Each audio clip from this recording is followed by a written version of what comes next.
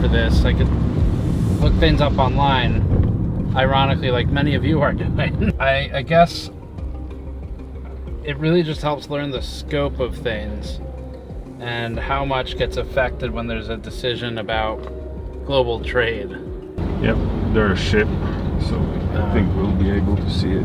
Container ship, huh? Too bad we don't have the drone, but they're probably not allowed here. How would they know? Good point.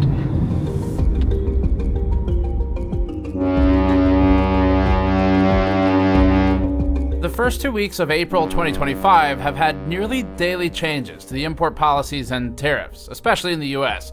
You hear about it in the news constantly. 10% tariffs. China is now hitting back. 54% tariff. Adding up to a combined 104. China is striking back. 84%. A 90-day freeze. 125%. Up to 145%. Overnight, Beijing announcing a 125% tariff on U.S. imports. 245% tariff. But what we don't hear enough about is how this affects real companies and the people who buy from them, whether that's positive or negative. It was amazing how many people wanted to go on camera for this piece. We met with everyone from CEOs and founders to frontline logistics personnel and product directors.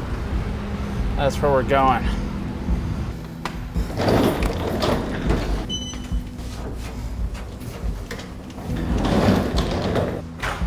Hi. Yes. Nice to meet you. Nice to meet you. So for example, if we have a $100 case, right? We break it down 50% aluminum, 50% whatever other material. The $100, there is the 20% that will get charged automatically for the entirety of the 100. And then if you break it down 50% of the aluminum, which is $50, you tariff that 25%. So now we're at $12.50. So 20 plus $12.50, we're at $32.50. Right. And then if we do the 50% of the rest of the material, which is the remaining $50 of that case, that will get charged 125% reciprocal. So that entire case, the $100 case, will get tariffed at, I believe it's $95.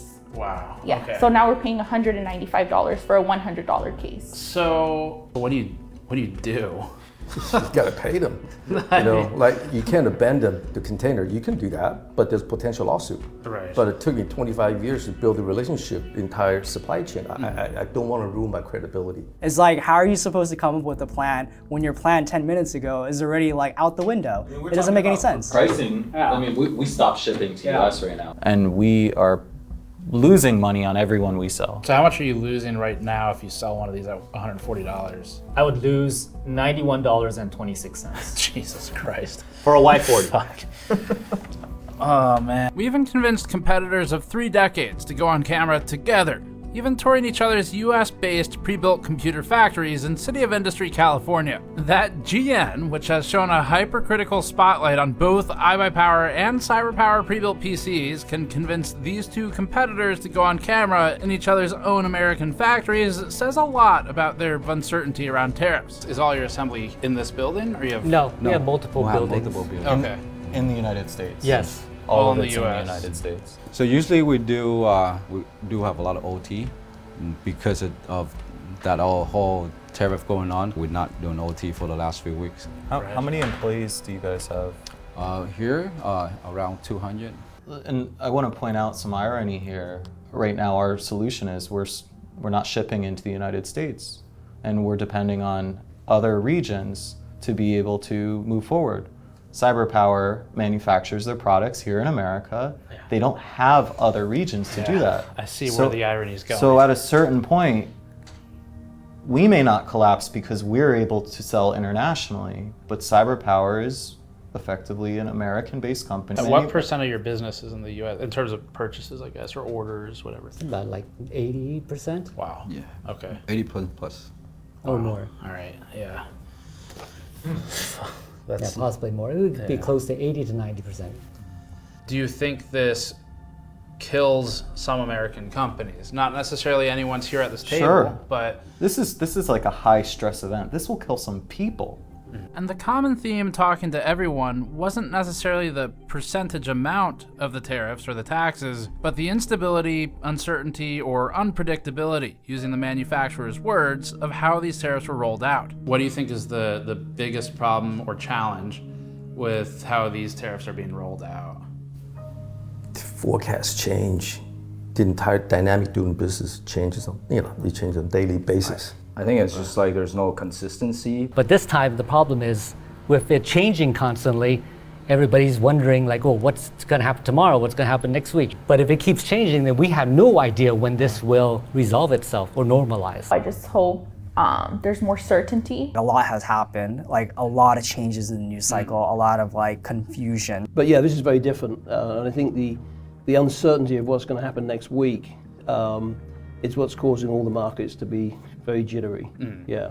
With things changing daily or weekly, I think this is more off-putting for any business than it helps. It just makes things a lot worse from my perspective. And with this, if I see a tariff of 20 or 40% one week, 50 to 60 a day later, then I see it 120%. Then I see, well, electronics are maybe exempt and in Bloomberg. And then I see on Truth Social, no, that's not actually happening. I have no idea what that means. So I can't make decisions because it's not about it being a high tariff. It's about not having a clue what's going on. We brought you this video with store.gamersnexus.net. This video cost us over $10,000 to put together between the travel and production time, not counting all the opportunity cost of skipping videos for a week to make an important piece. To support our audience, we're maintaining our prices for all current inventory despite cost increases on incoming orders. We seriously need your help to continue making videos like this. Head over to store.gamersnexus.net to grab one of our brand new GPU paper launch t-shirts featuring a GPU going into a shredder, our honeypot foil t-shirt, or our large PC building anti-static mod bats with pinout diagrams and screw tracking grids. You'd probably also like our extremely heat resistant silicone project and soldering mats, which also provide a high quality work surface for all kinds of work, including of course soldering. You should also check out our tabletop RPG and gaming dice sets with 7 sharp edge resin dice in each kit, including either embedded actual e-waste inductors or Snowflake the Cat miniatures within the dice and the included wooden box, also featuring an included card. Heads up, all of our products will eventually be affected by tariffs in some capacity, even the ones made in the US, like some of our glassware, because upchain logistics much larger than us are already affecting the supply chain. We're committed to maintaining our prices as long as possible to try and weather the storm together with the audience. It's likely we'll have to raise them eventually, but for now at least, you can go to store.gamersnexus.net to support this kind of on-the-ground content while getting something awesome in return. Thanks for your help. Now back to the program. This was a big adventure. We booked a one-way flight to Southern California, spoke to Cooler Master 15 minutes after landing, drove to City of Industry, and spoke to 4 other companies the same day that we woke up at 3 a.m. and flew across the country, made an existential bet. Well, whoever diced first was better, okay? Yeah, that is likely the real barometer. Deal. All right, we've got it figured out. Now we'll know which one of us was better at being obsessed with work. Packed everything, rented a car to drive up the coast, attempted to ask local wildlife about tariffs. Excuse me, sir. Can you tell me what you think about the newest tariff exemptions? No comment. Came to a sudden realization. Take a breath before he dove under. This whole trip is really just an excuse for Vitaly and I to fuck around. Continued driving to San Francisco to ask Corsair this. Which product category contributed to Corsair's growth the most? And why was it RGB LEDs? Yeah, well, it wasn't. Flew to Austin, Texas to see this guy. Well, fuck you. I mean, seriously. Got back on the plane and flew to North Carolina, then got in a car, drove to Wilmington to go here. And we've shifted all our growth to here. And we were coast to coast in a matter of days, and we learned a lot about tariffs. For this story, we spoke to a lot of people and companies to learn their perspectives. We met with and filmed discussions with companies ranging from the size of an independent repair shop in Austin, Texas, to the publicly traded Corsair components, which did over $1 billion of revenue in 2023. Some people are taking the tariff situation harder than others. You're not tired yet? Huh? Tired? You're not tired? No. We're already rolling. That's great. I'm hungover. Okay. Nice shirt. Do you want me to not include that or include that? I think the torture is part of the story. Got it. Is the hangover related to the tariffs? You can't unmake an omelet, I'm not sure. Got it. Okay. Now what might happen is our Home Labs products, maybe the differential for the offshore built stuffs, maybe it's gonna lessen. Mm-hmm. And you mean like the gap might close? Gap might close. So in other words, saying that are you saying the competitors competing Home Labs products will approach your price? Yeah, they'll probably come up. We deliver value today. Hey, if that lessens, well, advantage us, right? It's all good. And and we want to hear all of their perspectives. Although everyone today feels the same way about the uncertainty, some feel that way for different reasons. With over 8 hours of interview footage, we have to cut these down for time, but we're not filtering what anyone is saying. The whole point is finding people who say things that we might not have thought of, and that includes things we may agree or disagree with. In order of appearance today, the discussions come from Hyte, a computer case and cooling manufacturer in City of Industry, California. Thermal Grizzly, Berlin, Germany-based factory with worldwide contract factory usage for liquid metals, thermal paste, and components used in the components, giving it a deeper supply chain position and EU insights to speak from. Cooler Master, a manufacturer of PC and industrial components alike, like automotive heat sinks. Cooler Master owns many factories in China, but also works with contract factories worldwide. Straight Forwarding, a freight forwarding and logistics company that the other companies hire to figure out how to import products to the United States. Straight Forwarding would have the most precise knowledge here about the tariffs of our group today. ROSSMANN Repair Group, an Austin, Texas-based repair shop that imports soldering equipment from China and sells the tools from its online store in the US. Corsair Components, a mammoth of power supplies, system memory, solid-state storage, and nearly every other part. Corsair CEO and founder Andy Paul provided executive-level insights. Protocase, part of the 45 Drives NAS and server provider family. Protocase is a contract manufacturer that makes its own server cases in Canada and just opened a new facility we drove out to in Wilmington, North Carolina. CyberPower, a pre-built PC manufacturer with its assembly factory in City of Industry, California.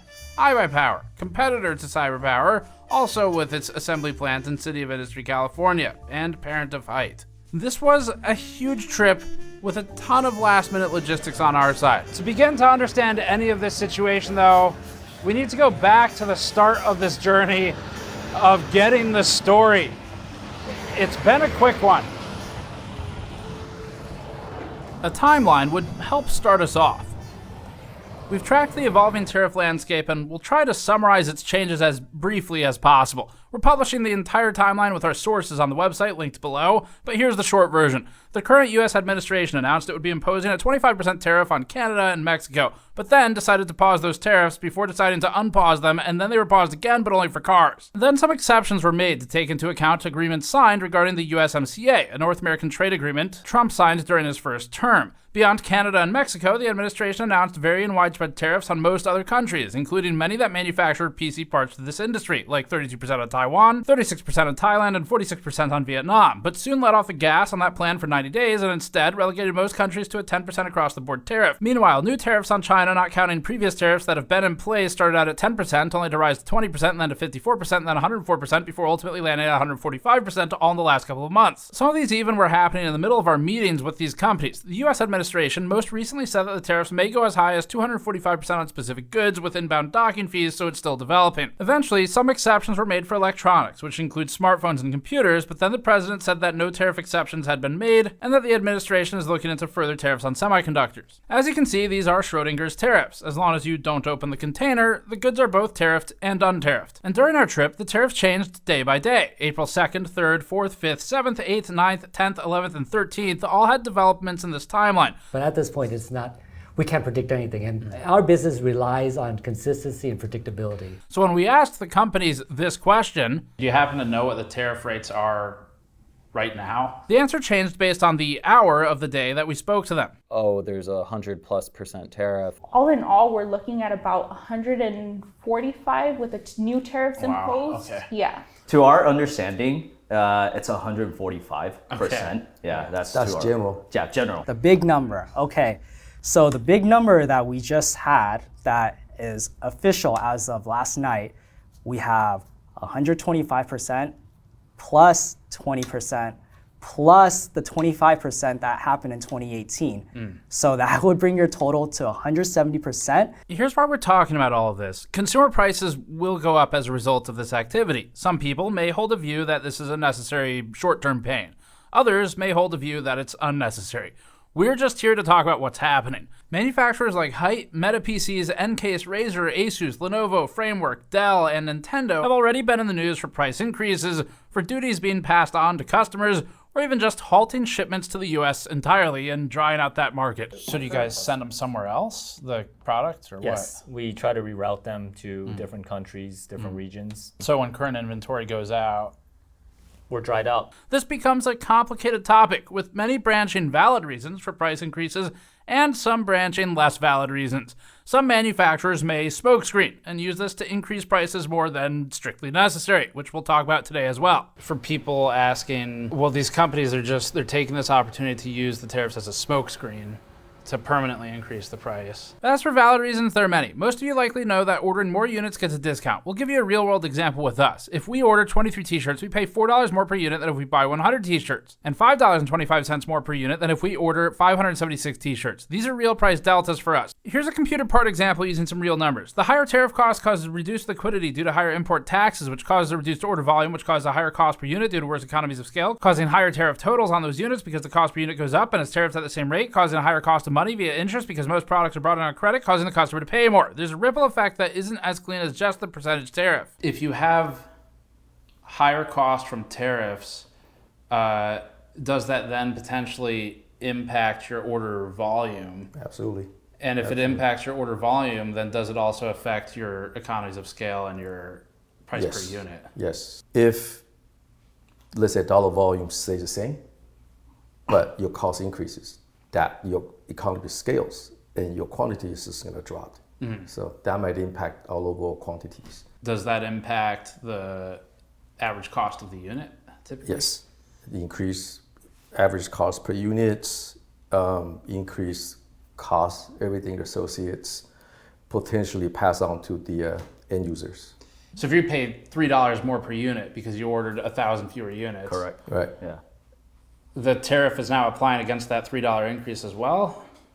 Is that accurate? Yeah, according to what you say, this is how we understand it as well. Yeah. That whether you pass on the end user or we absorb those costs. Right. Right. But if it's like 100% and you pay $3 more, now it's like $6 more. Yeah, $6 more. Right. Yeah. It's this like, it seems like it's like snowball effect. Correct. Yeah. So, okay. And then, by the way, tariff, we had to prepay those. We had to prepay. Also creates our cash flow burdens for the finance team. So we probably potentially need to borrow more money from the bank to operate business, increase interest, increase everything else. Like you said, snowball effect. Right, yeah. One of the major counterpoints to all of this is, why not make it in America? We'll start with CyberPower, which actually already does build the computers in America, in California. In fact, that's the only place they build them, and they have hundreds of employees who do it. Now, CyberPower assembles computers. They don't make the components that get assembled into the computers, but this is interesting because when people think of a motherboard factory, they might think the entire board is made in that factory. But in actuality, that factory is just like CyberPower. It's assembling all the parts from over 100 other factories down chain, with typically about 10 to 20 major component suppliers for one motherboard. So really, an SMT line for a motherboard is the same concept as an assembly line for a pre-built PC. They're bringing in parts from lots of other places to put them into a product. Yeah, I think it starts off with your question, which is like, do we want to make things in America, and how would we go about doing it, right? And that's, of course, a question we think about all the time. We always think about, where we source things. The more we control, the better. But this is just represents one out of like anywhere between 9 to 10 components that make up the basics of a computer. So the first thing we'd have to do is talk to all the manufacturers that make this motherboard and ask them to bring this motherboard production over to America. Right. And now, while these companies might bring the motherboard production manufacturer over to America, they don't actually make all the parts that make up this motherboard. There could be anywhere between 10 to 20 other companies that make up these individual parts that are still being made in other countries. MSI had given me numbers years ago, how many components are on a motherboard, counting all of the tiniest resistors and caps. And on a high-end board, top of my head, it was thousands of components, counting all the smallest ones. Yeah. So a lot makes up a motherboard. Yeah, and so these guys who make these things, they specialize in it. They make just that one thing. And sometimes it's so important that when they have a problem at their factory, all the motherboard companies start having problems. They all source from this one guy in China or wherever. So you'd have to bring all those component manufacturers over as well to bring it to say that it's made in America and avoid the tariff. But once you do that, these guys that make this plastic or this aluminum, they also have to source their raw materials from somewhere else, which then ends up having a tariff as well. So no matter how many companies we bring over to try to complete this ecosystem, this supply chain, somewhere along the line, there's still going to be sources that must be tariffed and made overseas. And then you'd have to bring that entire process all the way up to this, to the final process of us putting this into a computer, all into America. The goal of the tariff was to bring manufacturing back to America, was the argument, right? But at the same time, it is a good goal. It's a goal that we undoubtedly want to achieve. But is this the right way to do it is probably where I would say, no, I don't think that this is the right way to do it. There's other ways to do it. And now that you understand the complexity, and hopefully your viewers understand this huge supply chain and how it works, that they realize that it's not something you could turn on overnight. That's just the main thing. It's achievable, but it requires a lot of people work together, and it could take decades or years to really achieve this while still making the product affordable, because we haven't talked about that yet. Even bringing all this stuff to America doesn't guarantee that it's affordable. So people who are thinking about doing this, they have to consider all these other things. What is the cost going to be? Will people be willing to pay for it? Worldwide manufacturing is anywhere from sort of $2 to $3 to $4 an hour, typically. Here, the minimum wage in most states is 15 to 20, but most people want more than that. Right. $7.25 where I live. Yeah. Wow. $7.25. But you can see that even if you did that, most people aren't going to sign up en masse to do. The 4 million unemployed Americans aren't looking for sub $10 jobs, certain hour jobs. So I think that it's very, very difficult to move manufacturing back. I'll use a computer case because it's the one I was the product manager for the longest. If you use a computer case, you think about the cardboard box, the ink that is printed on that cardboard box, the tape that's used to shut the cardboard box, the foam inside the cardboard box, the paper the manual's printed on with that ink. The case itself has steel, it has glass, it has maybe aluminum, it has some ABS plastics, it has rubber for rubber grommets, sometimes different durometers of rubber. Screws that come from one factory, fans, which are usually either bought from a fan motors for fans, blades for fans, wiring, the connectors that go into the 3 or 4 pin headers, all of those elements have to come from somewhere. So there's a supply chain that goes, decades back into who started this factory that makes nothing but screws. And that's right down the street. Factory. Yeah, the screw factory is 2 blocks away from the case factory, which is next door to the cardboard factory, which is next door to the ink factory, which is next door to the foam factory. And if you want to go from I have nothing to I have a completed product in one city block, you can do it in China. You can't do that in North America easily right now. And it would take a long time to get to that point. This question came up in every single interview we did, and it interrupted the flow too much and lost some of the meaning when we tried stripping it out in the edit to shove it all into one section. So we'll talk more about this throughout the entire video with everybody as we go. It'll be time-stamped. Our first big meeting is with Hyte. Hyte is a computer case manufacturer headquartered in City of Industry, California. This meeting includes unique insights to the actual costs and margin structure of some products, which helps us to understand the real dollar amounts affected by tariff changes. And this kind of access is very uncommon. All right, so this is really important. This is something that manufacturers are reasonably very secretive about, and it's the cost to actually make something, bring it in. It's basically the cost of the good itself, and that means we're gonna see margin. This is incredibly rare. Hyte has broken down the cost of a Y40 and then a thick Q80, right? Yeah. And so we'll do a quick preview and then we'll cut back and explain it. So I think this is really an explanation of why we can't even afford to bring the products into America any longer. And I'm here to show you how it is to make a Y40 and what its cost structure is. So before we start planning any product, we start estimating the monthly run rate and how many months it's gonna be in the market. So we start with 2,000 units per month, a lifetime of 24 months, and a total of 48,000 units per lifetime. During pre-production, we had 3 mock-ups that were made. We had an NRE development cost of $30,000 and a tooling cost of totaling $239,000. NRE stands for? Non-refundable engineering. Okay. So that's like using services from a factory to help do the engineering for the product. And then non-refundable tooling. Yeah. Right. Got it, okay. So our total pre-production investment totaling $286,000, which amortized per unit of 5.98, so $6. So before everything happened, before February 1st, our FOB price from the factory is 71.75. And you could see all the events that happened, this is blank. So our tariff charge is $0. Our case per pallet, now we go into freight. Our case per pallet is 20 cases per pallet, 30 pallets per container, and 600 case per container. So now we start calculating how much is per unit's freight charge. $6,000 per container, divide by 600, $10 per unit, $1,500 of documentation fee, trucking fee, unloading fee, and port fees. This is known as the local charge, amortized to $2.50.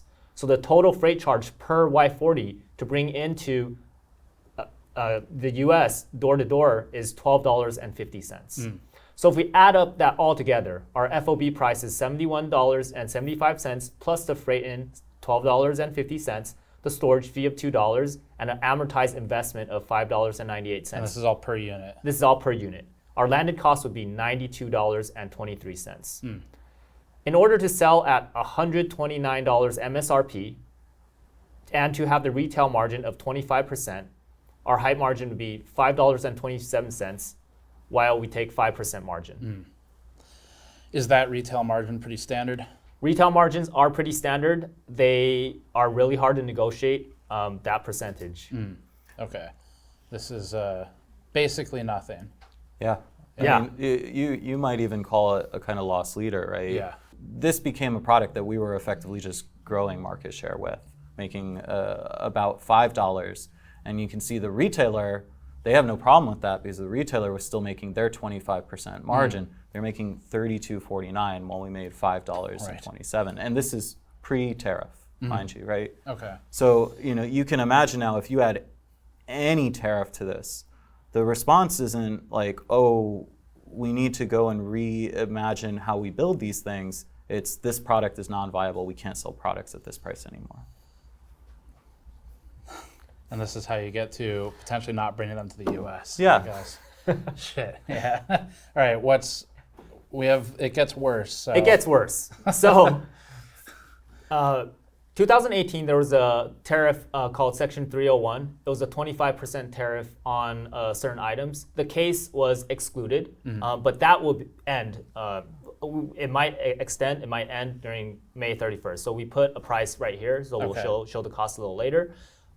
February 4th, we have the 10% tariff on the cases. So that increased our costs by $7.18. During March 4th, there was a 20% increase on tariff on the case, so brings our costs additional $14.35. During March 12th, there was a 25% aluminum tariff, but this doesn't apply to the case. This applied to some of our coolers. During April 5th to April 8th, there was a 10% reciprocal tariff that was added that increased the cost by $7.18. And currently, we have a 125% reciprocal tariff that increased our cost by $89.60. Reciprocal, I guess their word here. Quotes. Yeah. Reciprocal. Quotes. Yeah. Okay. So you start looking down our landed cost here during different times.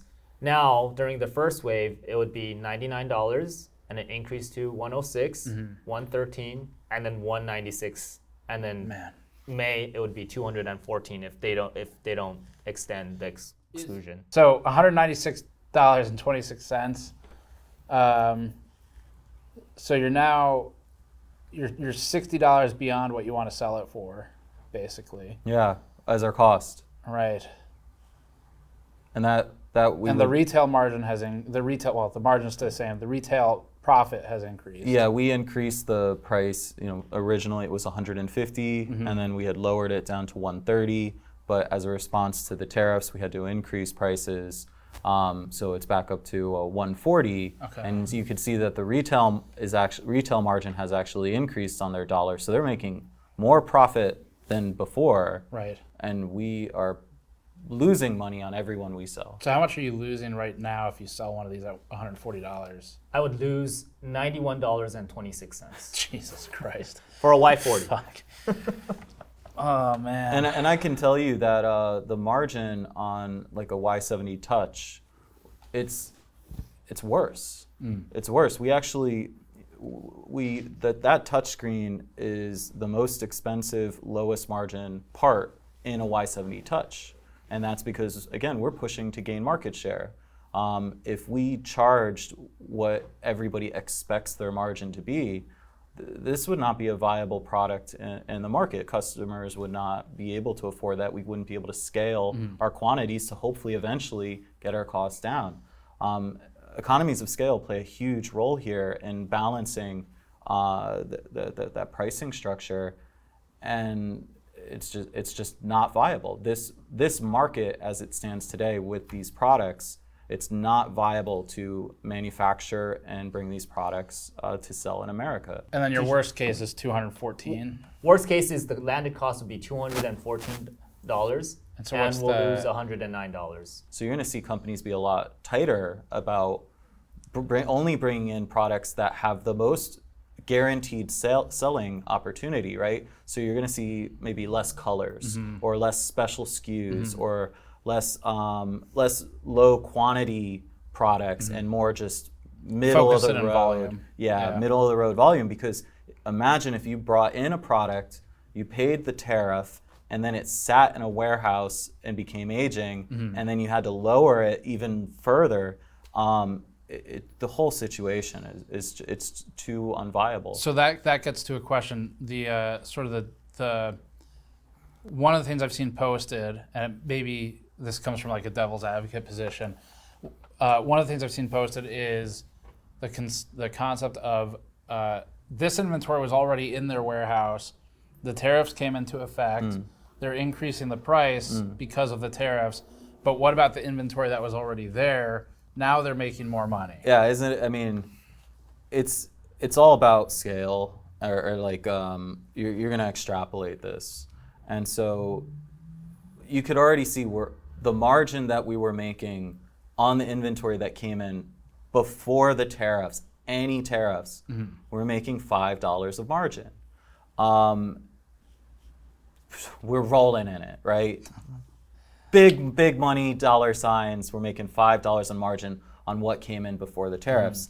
And then after the tariffs, we are losing $2. So it's not even a question of, oh, well, this was here first and now you're raising the prices, so you're actually making extra money, because as far as we're aware, these tariffs are in place indefinitely. So it's not just 1 month in, 1 month out, it's 1 month in, every other month is out, and that's going to average, like when you average those 2 months together, we're losing money. Yeah. And how many units might you float, of something like a Y40? So, traditional business, they teach you that you want as many churns as possible, right? Okay. Because you don't want to bring in a whole lot of inventory that just sits. That wastes money. Storage costs money. Things get damaged. Cost of money costs money. Yeah, the interest rates. Yeah. You're paying interest because this stuff is usually brought in on credit. So you're taught to bring in just what you need, and then you want to churn it as many times as possible. Inventory churn, the higher that you can do it, really the better business that you are. So most companies, they don't have the credit, they don't have the cash flow, they don't have the storage space, they don't have the margin to cover any of these additional costs. So it's like, even if you get this like window where maybe the tariffs are like paused, again, for an indefinite amount of time, you may not have the cash flow to take advantage of that opportunity. If they're paused, so you bring stuff in, tariffs go away, what happens to your MSRP or your price at that point? Theoretically, we should be able to get back to at least close to what that MSRP is, but there will certainly still be additional costs just due to poor efficiency, poor operations, and poor logistics due to these unprecedented events. If you tried to buy a product from me today, I could not afford to sell it to you. And trying to reap that profit back afterwards doesn't sound like a sound business strategy. I don't know when this is going to end, and I certainly don't want to be punitive to my future customers to cover the debts that were brought on by So my do you current guys customers. send them somewhere else, the product, or Yes, we try to reroute them to Mm. different countries, different Mm. regions. Currently, we're focusing on EMEA region because we're not bringing any product into the United States because of these tariffs. Yeah, the way you can look at it is up until now, America was our #1 region for Hyte. We did about 65% of our revenue in America. That region we're no longer shipping into, so it's not even listed.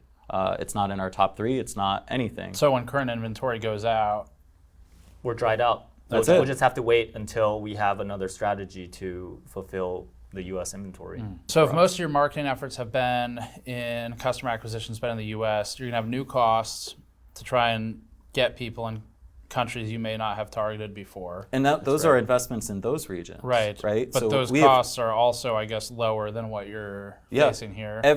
Everything is a better option than paying these tariffs. There's no world in which it makes sense for us to pay these tariffs and sell these products in this region. It makes more sense for us to give up on this region and move to another region.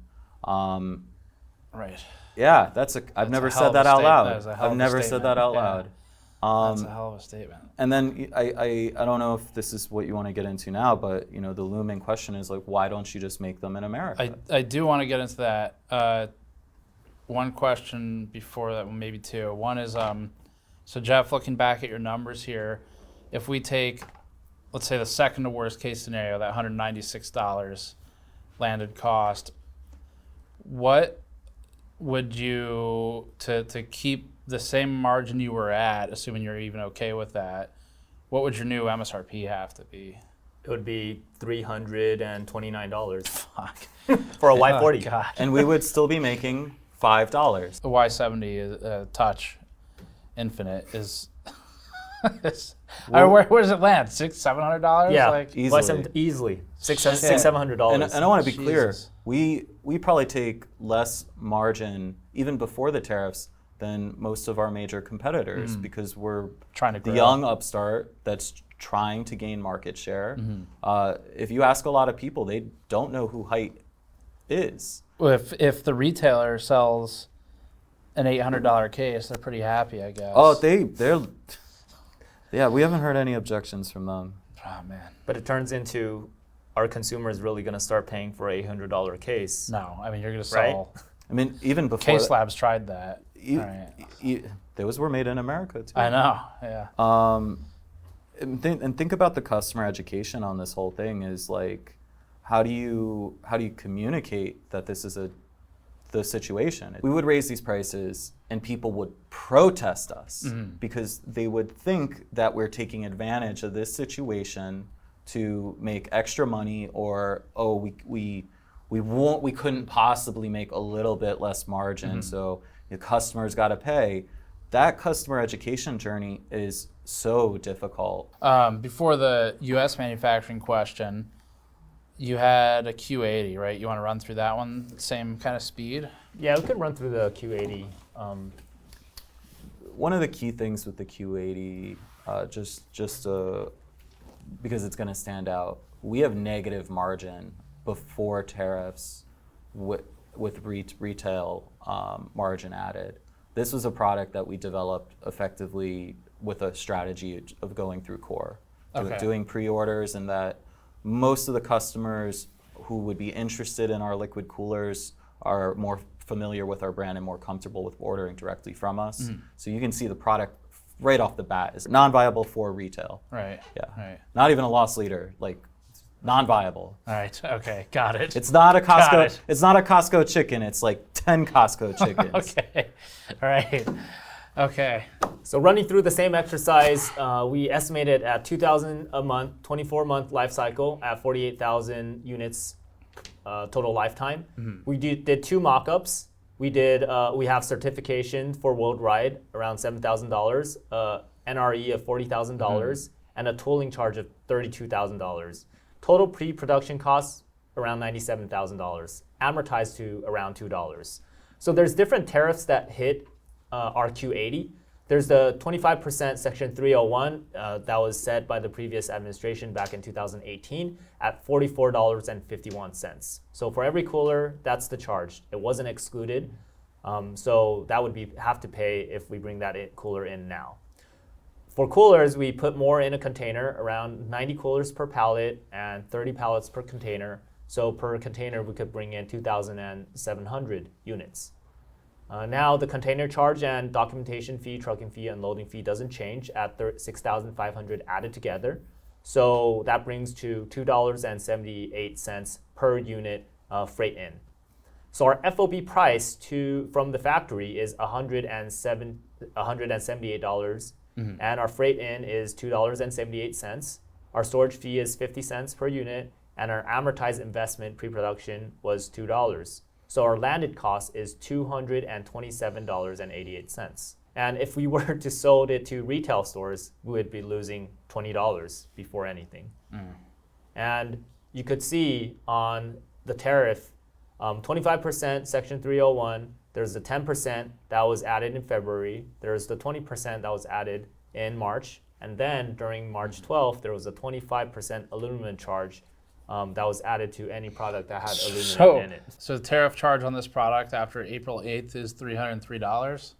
Am I reading that Yeah, correct? the tariff charge is almost the same as our MSRP. That's literally insane. Yeah, Okay. so I immediately said stop shipping any Q80 to the United States. Absolutely. Even the ones that we plan to fulfill, we're about to pay $300 per unit. And how much did you sell them to those customers? $320. So that is the tariff charge. And yeah, I was going to say, to emphasize, that doesn't mean you're making $20, No. right? What about why don't you just make it in America? It's a great question. Thank you. There are reasons. These costs are insane. It's still cheaper than if we tried to make it in America. And now the costs of making in America carry additional non-monetary costs, organization, timing, all these types of things. I would love to be able to make the products that we sell in each country in the respective country. But the reality is the structuring of the global economy to manufacture goods has gone in one direction the entire modern era.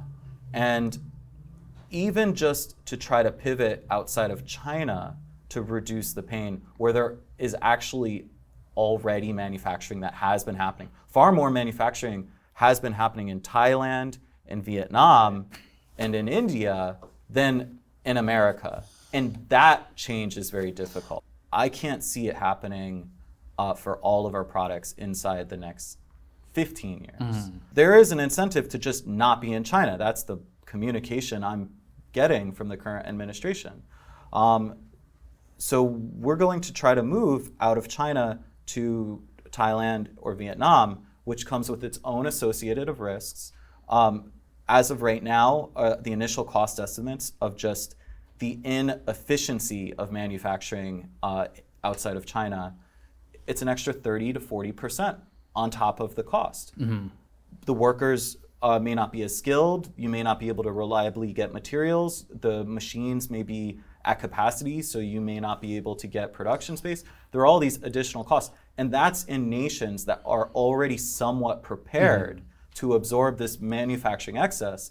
America is so far away from being able to take our business, it's not viable. It's like telling someone to go get food in a place that won't have food in 5 years. Like, it could have food when you till the soil and you grow it and you get it ready to be able to benefit.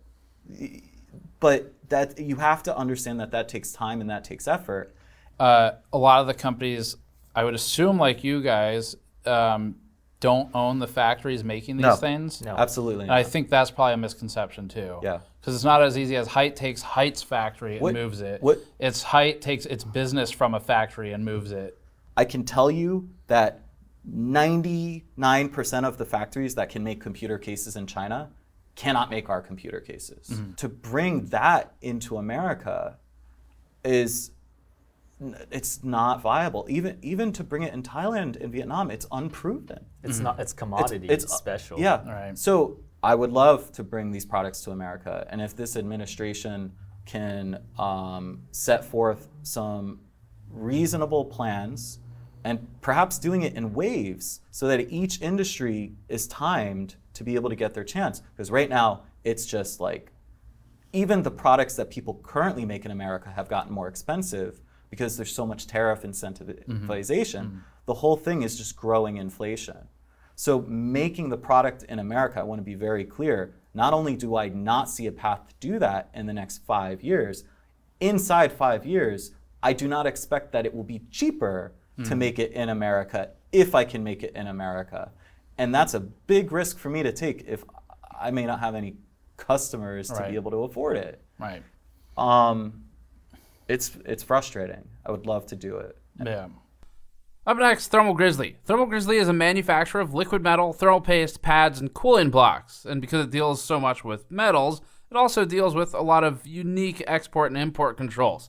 Thermal Grizzly is run by Roman Hartoon, also known as Der Bauer, known for his overclocking background.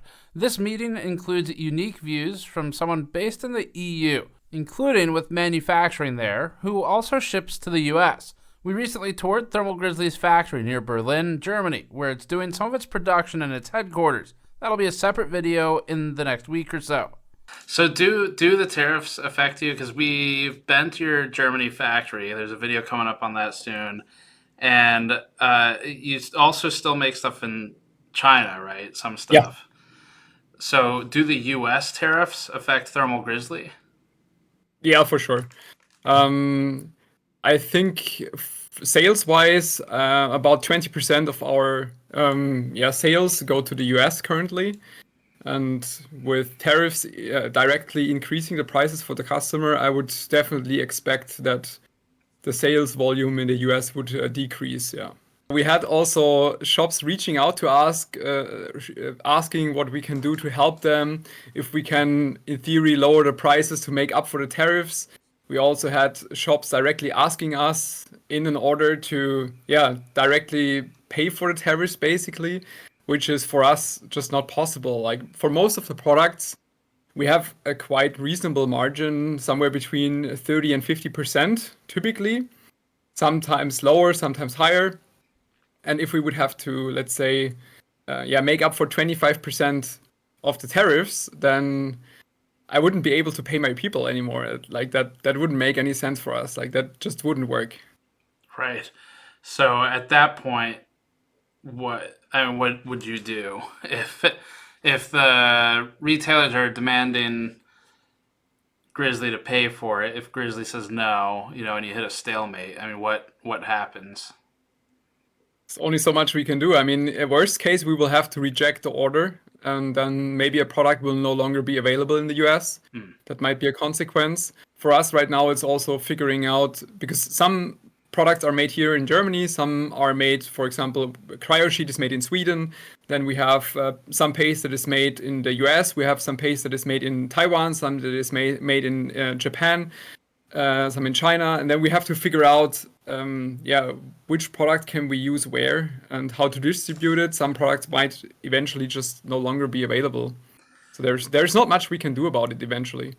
We have some stuff that's made in Vietnam as well, but that's mostly for accessories. So out of all those countries, do you happen to know off the top of your head, are if you ship stuff to the US right now for, let's say, like Micro Center or someone to sell, is all of that stuff getting hit with some kind of tariff? I think everything to a certain degree. Recently, I think there was a week or two ago, we had to go through all of our products, for example, the water block, and I had to weigh everything, like check this is 17 grams of aluminium and this is 3 grams of steel because of a screw, and then like list everything, and then different materials were hit by a different tariff, depending what it's made of, and then we had to check what the origin of our aluminium is, for example. And also not only the because we buy it from a vendor here in Germany that is making the aluminum, but then we had to figure out where is he buying the raw material for the aluminum. And then we had to like go all the way down into the supply chain and do that for basically all of our products, which is a lot of work and sometimes not even possible to do because some of the suppliers, they're like, look, we have to protect our supply chain. We just can't give you the information. Right. So sometimes that is quite difficult. So you have to get the actual origin of the raw materials as well? Wow. Okay. Yeah. Is that something you've had to do in the past? Never.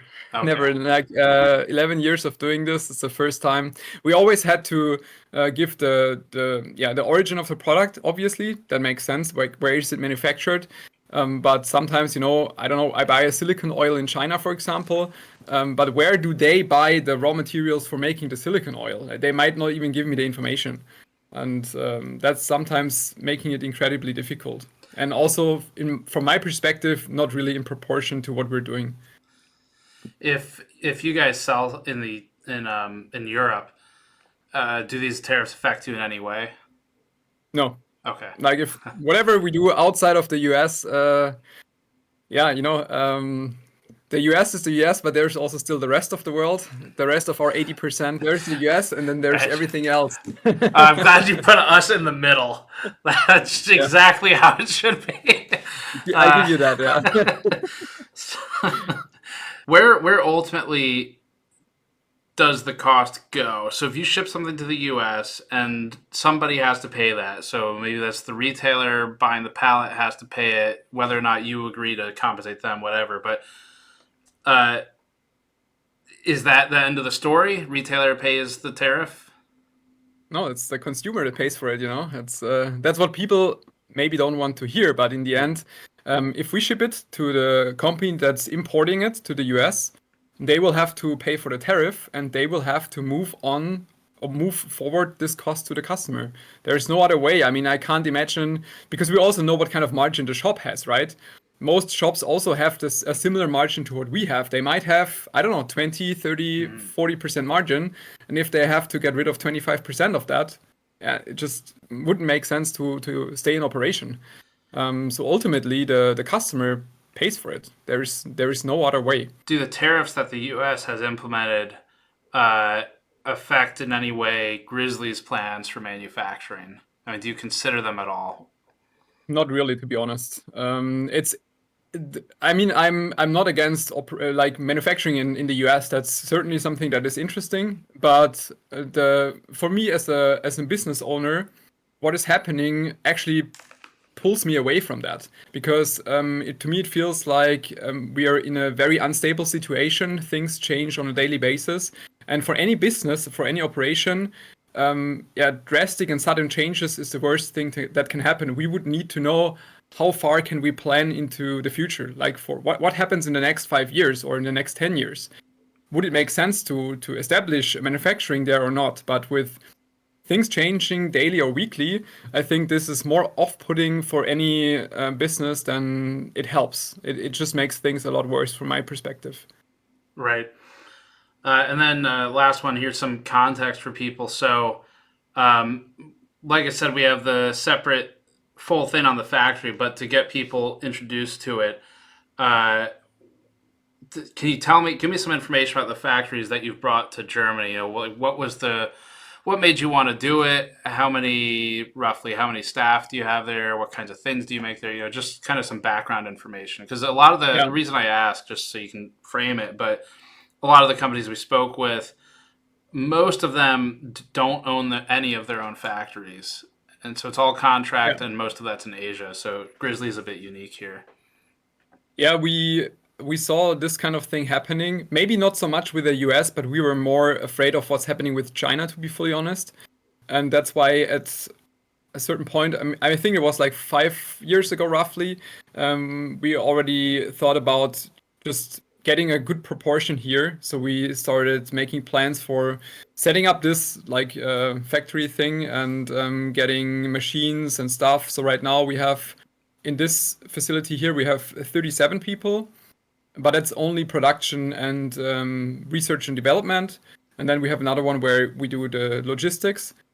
But yeah, so we started thinking of how can we make thermal paste here, how can we make liquid metal here, and we split up the liquid metal, for example. So we still, the normal conductor node is not made here for the majority of time. We sometimes make it here, depending on what some industrial customer needs. But the majority of the time, the normal conductor node is not made here, but conductor node extreme we're making here in Germany, for example. So we have two kind of similar products, and then we can distribute them. For example, now we can easily ship the conductor node extreme to the US without being affected by China tariffs. But then on the other hand, we often have Asian customers who want to use liquid metal in their notebooks, for example. And then it's actually better if we have also a liquid metal that is made in China. So we try to balance this off to have multiple sources of origin for multiple products. That's actually an interesting point. So why, if I think I know the answer to this, but if a company wants to source your liquid metal to put in their product that they make elsewhere, why might they prefer that you provide it from China rather than Germany? It's the same thing. It's also affected by import tariffs, import regulations, especially because the liquid metal contains gallium, which is a rare mineral, a rare earth, which means that it's also affected by additional regulations, and thus often makes it very complicated to import and export. So yeah, that's a simple answer. Yeah. Right. I quickly checked with our salespeople what they think about the entire tariffs or what kind of concerns they have. And interestingly, their biggest concern is actually Amazon and the so-called Amazon buy box. I never heard about this before. I didn't even know what Amazon buy box is. I don't know what that is. Yeah, apparently the Amazon buy box, if you go to any item, on the right side you have add to basket or like buy now. Uh-huh. This thing is called the buy box. Okay. And whenever there is a sudden change in your item price, for example, it goes up 50% in price, Amazon removes the buy box and you can't buy it anymore. Oh, I've actually seen that happen. Okay. Yeah. So that is interestingly the biggest concern for our sales team, and they think it will affect basically everyone, because if you had your item listed for a couple of months or even years, then you build up, reviews, and you have a nice listing with images and videos and stuff. And then suddenly the price changes because of tariffs. And then Amazon is like, okay, this is a too drastic price change, so you can't buy it anymore. We remove the buy box. And that is probably the biggest impact after all for the tariffs happening in terms of sales. Yeah. I guess they must do that so that I guess the best intention would be that listing person doesn't just kind of bait and switch a product or something. Yeah. Okay. It's certainly some kind of abuse protection that you can't promote an item and then suddenly double the price or something like that. Right. And it's also an automated mechanism, so you can't talk to anybody at Amazon and say, look, this is tariffs, and they're like, yeah. Up next, we met with Cooler Master's Kimberly Barraza in Claremont, California, with product director Wei Yang, who also typically works in the Claremont office, but was calling in from a trip abroad. Like many of these other people today, I've known Wei for over a decade. He's one of the reasons Cooler Master fixed its H500P after our review many years ago. As for Kim, she handles logistics and freight issues, and has the most answers for this directly. Wei's phone and audio was unfortunately problematic in the recording, so we'll mostly defer to Kim's section here. Kim, we'll start just briefly. I mean, what's your role at Cooler Master? So I'm a logistics specialist. Essentially, I handle all the inbound containers. If we need to place orders with our factory, I'll place them in our system. I'll review all the shipping documents as well that are incoming with customs. So that's pretty much what I do here in regards to logistics. You have a lot to do right now. Oh, yeah. Yeah, okay. Keeping up with the news on a daily basis. Yeah. So far, what the news has been reporting for the reciprocal tariffs, if they have the aluminum or steel derivatives, which is 25% of the material percentage, then you're going to calculate based on material percentage. Okay. But if it doesn't have an aluminum or steel derivative, then it would be based off the total cost of the item. So the reciprocal would be charged of the total cost. Got it. But again, that's still up in the air. There's no official notice. So the tariffs get applied as soon as it's on board a vessel. So for example, the first reciprocal tariffs, or the universal tariffs, were applied, I believe it was April 4th. So between April 4th and April 9th, those tariffs are only 10%.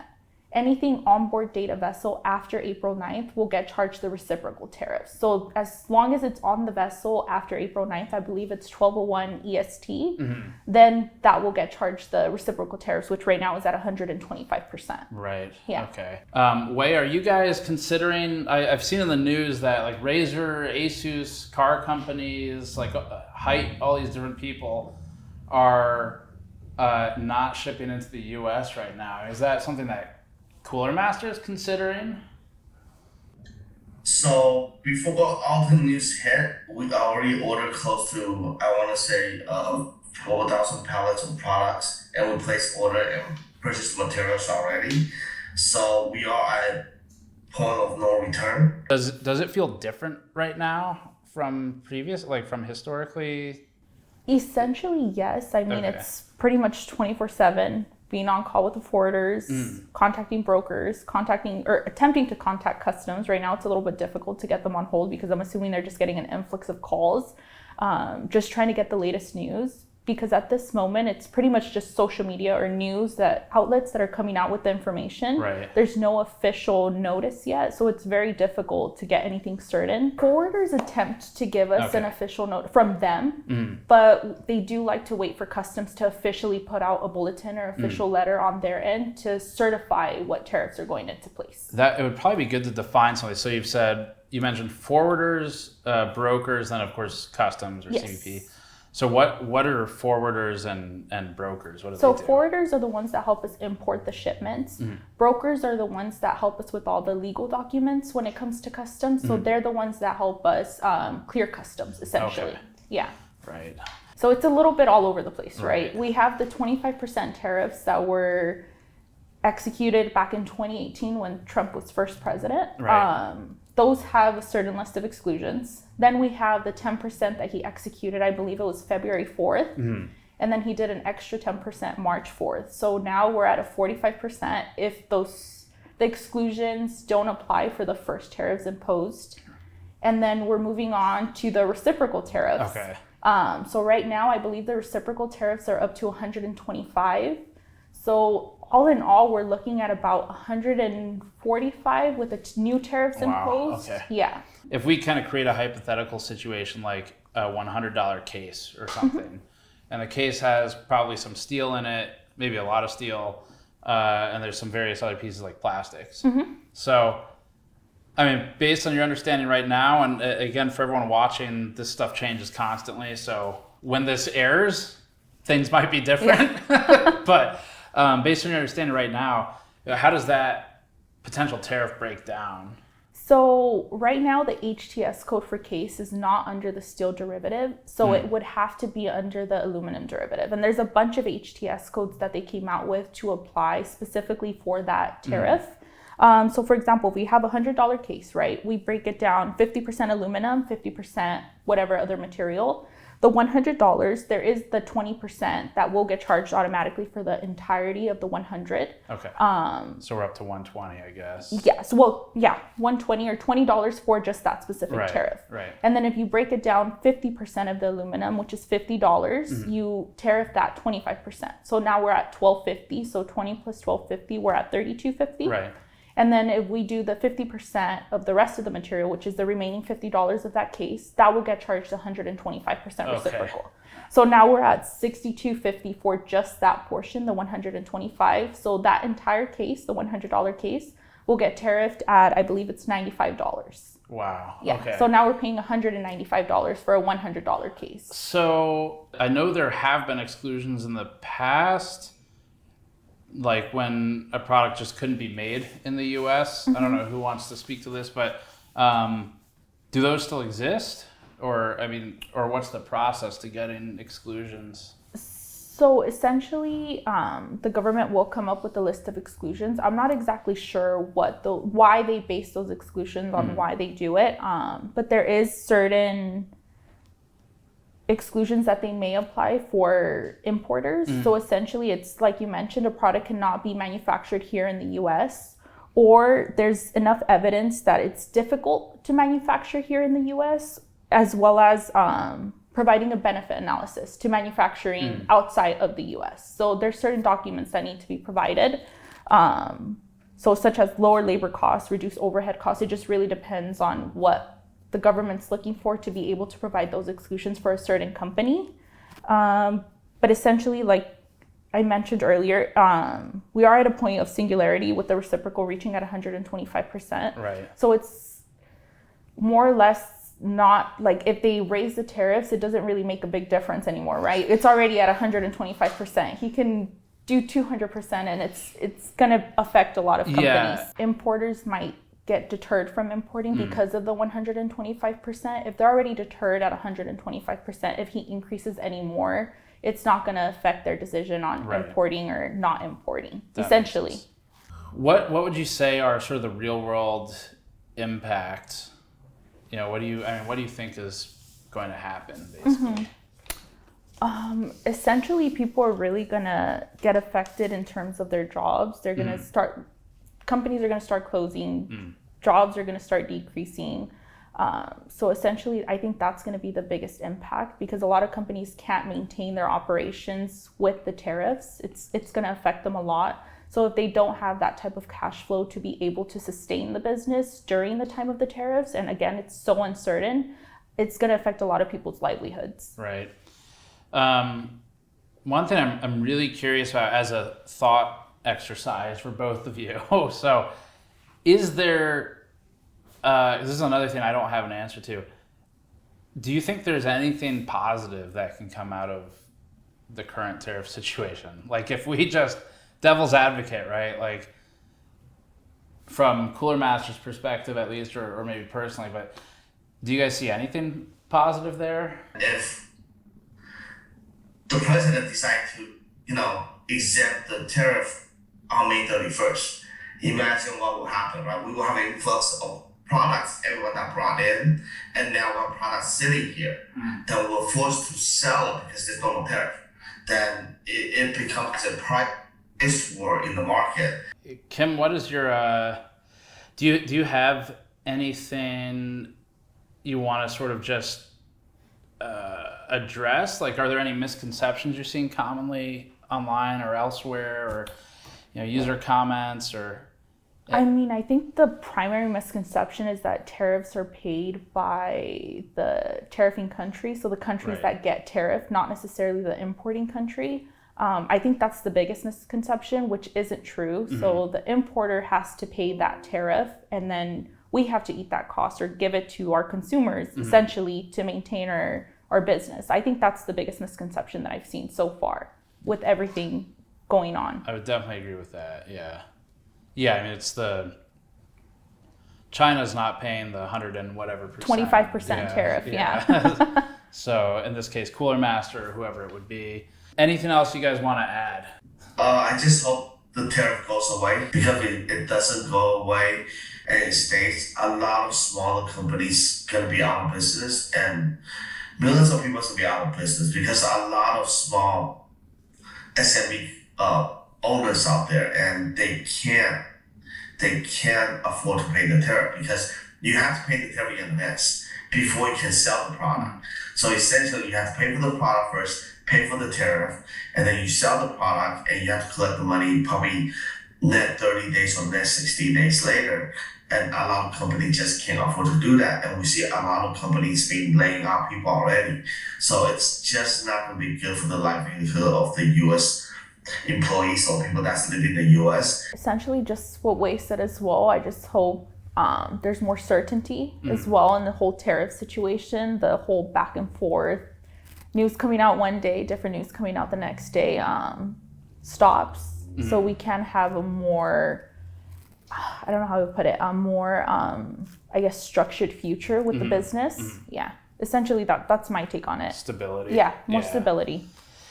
Yeah, all in all. That makes sense. Okay, well, thank you guys. We got to run over to iBUYPOWER and CyberPower. So. Yeah.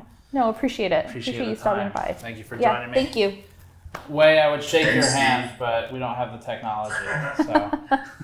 Now we'll check in with Alex Chin from Straight Forwarding. This discussion is unique as well. Alex works as an independent freight forwarder, which means he'll have insight to how all this actually works. He's one of the people who these companies go to hire when they have questions and challenges bringing products into the US from any country. For logistics simplicity, we met with him at iBUYPOWER's office, but he currently doesn't work with iBUYPOWER and is an independent voice here. Alex, first up, what's your job and who do you work for? So I am a freight forwarder. I work with a company called Straight Forwarding. I've been with the company for 7 years now. It's my first job out of college. What we do, we organize shipments, between buyers and sellers. We organize it with the shipping carriers or the airliners and the truckers. We're not limited to just transportation. We can also do like warehousing, custom clearance, and just a general consulting, just for a lot of companies. I think I'm in a pretty unique position because I started in 2018. That's when the first round of tariffs actually happened, the 25% that kind of shocked the market. And just because that happened shortly after I got hired, I just been very entrenched in like a lot of things that have to do with customs, not just limited to tariffs, of course. Right. This is my hardest question. Of course. Do you know the tariffs? So we'll choose the blanket tariff, like against China, for example. Okay. Do you know what that tariff is right this instant? The blanket tariff. So we're just talking about general goods, or we got a specific? The big number. The big number. Okay. So the big number that we just had that is official as of last night, we have 125% plus 20% plus the 25% that happened in 2018. So that would bring your total to 170%, assuming that your product pays 0% duties. So things like toys, graphics cards, computer cases, those are duty free. When you bring them in, you don't have to pay anything. But now you got to pay 170%. So all the manufacturers I've spoken to so far seem very confused about the specifics on the current tariffs. Why are they confused? So I think the confusion comes with two things, okay? Number one, the effective date of when things happen. Because I think yesterday or the day before, I think it's like April 8th, April 9th, he said, we're doing 125% starting today. Actually, that's not the case. When Donald Trump does say something, it blasts the headlines. It's totally fine. But what I wait for is the notice and the specified instructions from CBP that gets sent out pretty quickly afterwards. And they'll say, okay, the 125% does apply, but you can be exempt if, number one, your shipment left the port, the final port of loading, before like April 9th and is going to arrive into the US before May 27th. So if you have those two conditions, for example, and your stuff is already on the water, then it would be the most recent previous tariff, I guess? Yeah, the most recent, the 125. If you got on the boat and it left, let's say China, for example, right? It left China on the 9th, and it's gonna get here in 2 weeks, so it's gonna get here on, let's say, like the 25th or something, right? You're golden. I know there's, I've heard talk of there's special tariffs on steel, or on aluminum, or whatever it may be. If there's a tariff on an item where maybe it's something where this larger blanket number applies, day to day, 125, 170, 104%, whatever. Right. If that item is, let's say, 50% steel or aluminum and 50% plastic, how does that sort of reconcile or calculate? Yeah, so actually we got the final instructions from CBP this morning, so I'm glad you asked this question. So let's just assume that you have a computer case, right? Half plastic, half aluminum. So 50% of that, let's say the computer case itself is worth $100, right? That's your entered value. So $50 of that computer case will be taxed that 170%. Okay. The other half will be taxed, it'll be 70%. Because steel and aluminum tariff, if your product is affected by steel and aluminum tariffs, you are exempt from that 125. Okay. Yeah. Does that make sense? No, but, I mean, your explanation does. Do you think there's a positive? Is there a positive to the way the tariffs are being handled right now? It's not just like, we're not talking just tariffs in general. Yeah. Right? I guess specifically tariffs the way they're being applied and managed, in the last couple months. I think the positive, whether you agree with the rhetoric about bringing back manufacturing to America is true or not, I think that's what the tariffs are kind of gearing towards. Because it's not just steel and aluminum tariffs, automobile tariffs, auto parts that are exempt from the 125%. A lot of raw materials, metals, ingots, pharmaceutical stuff, chemicals, chipsets, semiconductors. Those are actually all exempt from the tariffs. Okay. Like very raw materials where it's like, it makes me believe that they're trying to pave the way to bring back manufacturing to America, but it's not like manufacturing chairs, tables, the cheap Chinese goods that we think about. I think we're trying to move to a place where we want to bring back the manufacturing for like robotics, high-tech manufacturing. That's why all those raw materials are all like, duty-free now, or they're not affected by the tariffs, because you want to make it as cost-effective to set those things up as quickly as possible. And I think for him, Donald Trump is moving very fast because he knows he has another election cycle in 2 years. We'll call it like, has it been half a year yet? Yeah, 1 year and 9 months. No, okay. So, like a year and 9 months. He has a year and 9 months to make a lot of things happen, and I think he's very motivated to try to do those things. Whether you agree with it or not, this is the direction he's moving. Right. And I don't know if Congress or the Senate is going to stop him. At this rate, it doesn't seem like it. Maybe in 2 years, we'll have a different conversation. But I do believe that he is trying to set up the manufacturing to be brought back to America, but high-tech stuff for like robotics, AI, maybe we want to try making our own chipsets in the US again. I'm not sure, but that's the only positive I could really see just by looking at everything. Sure.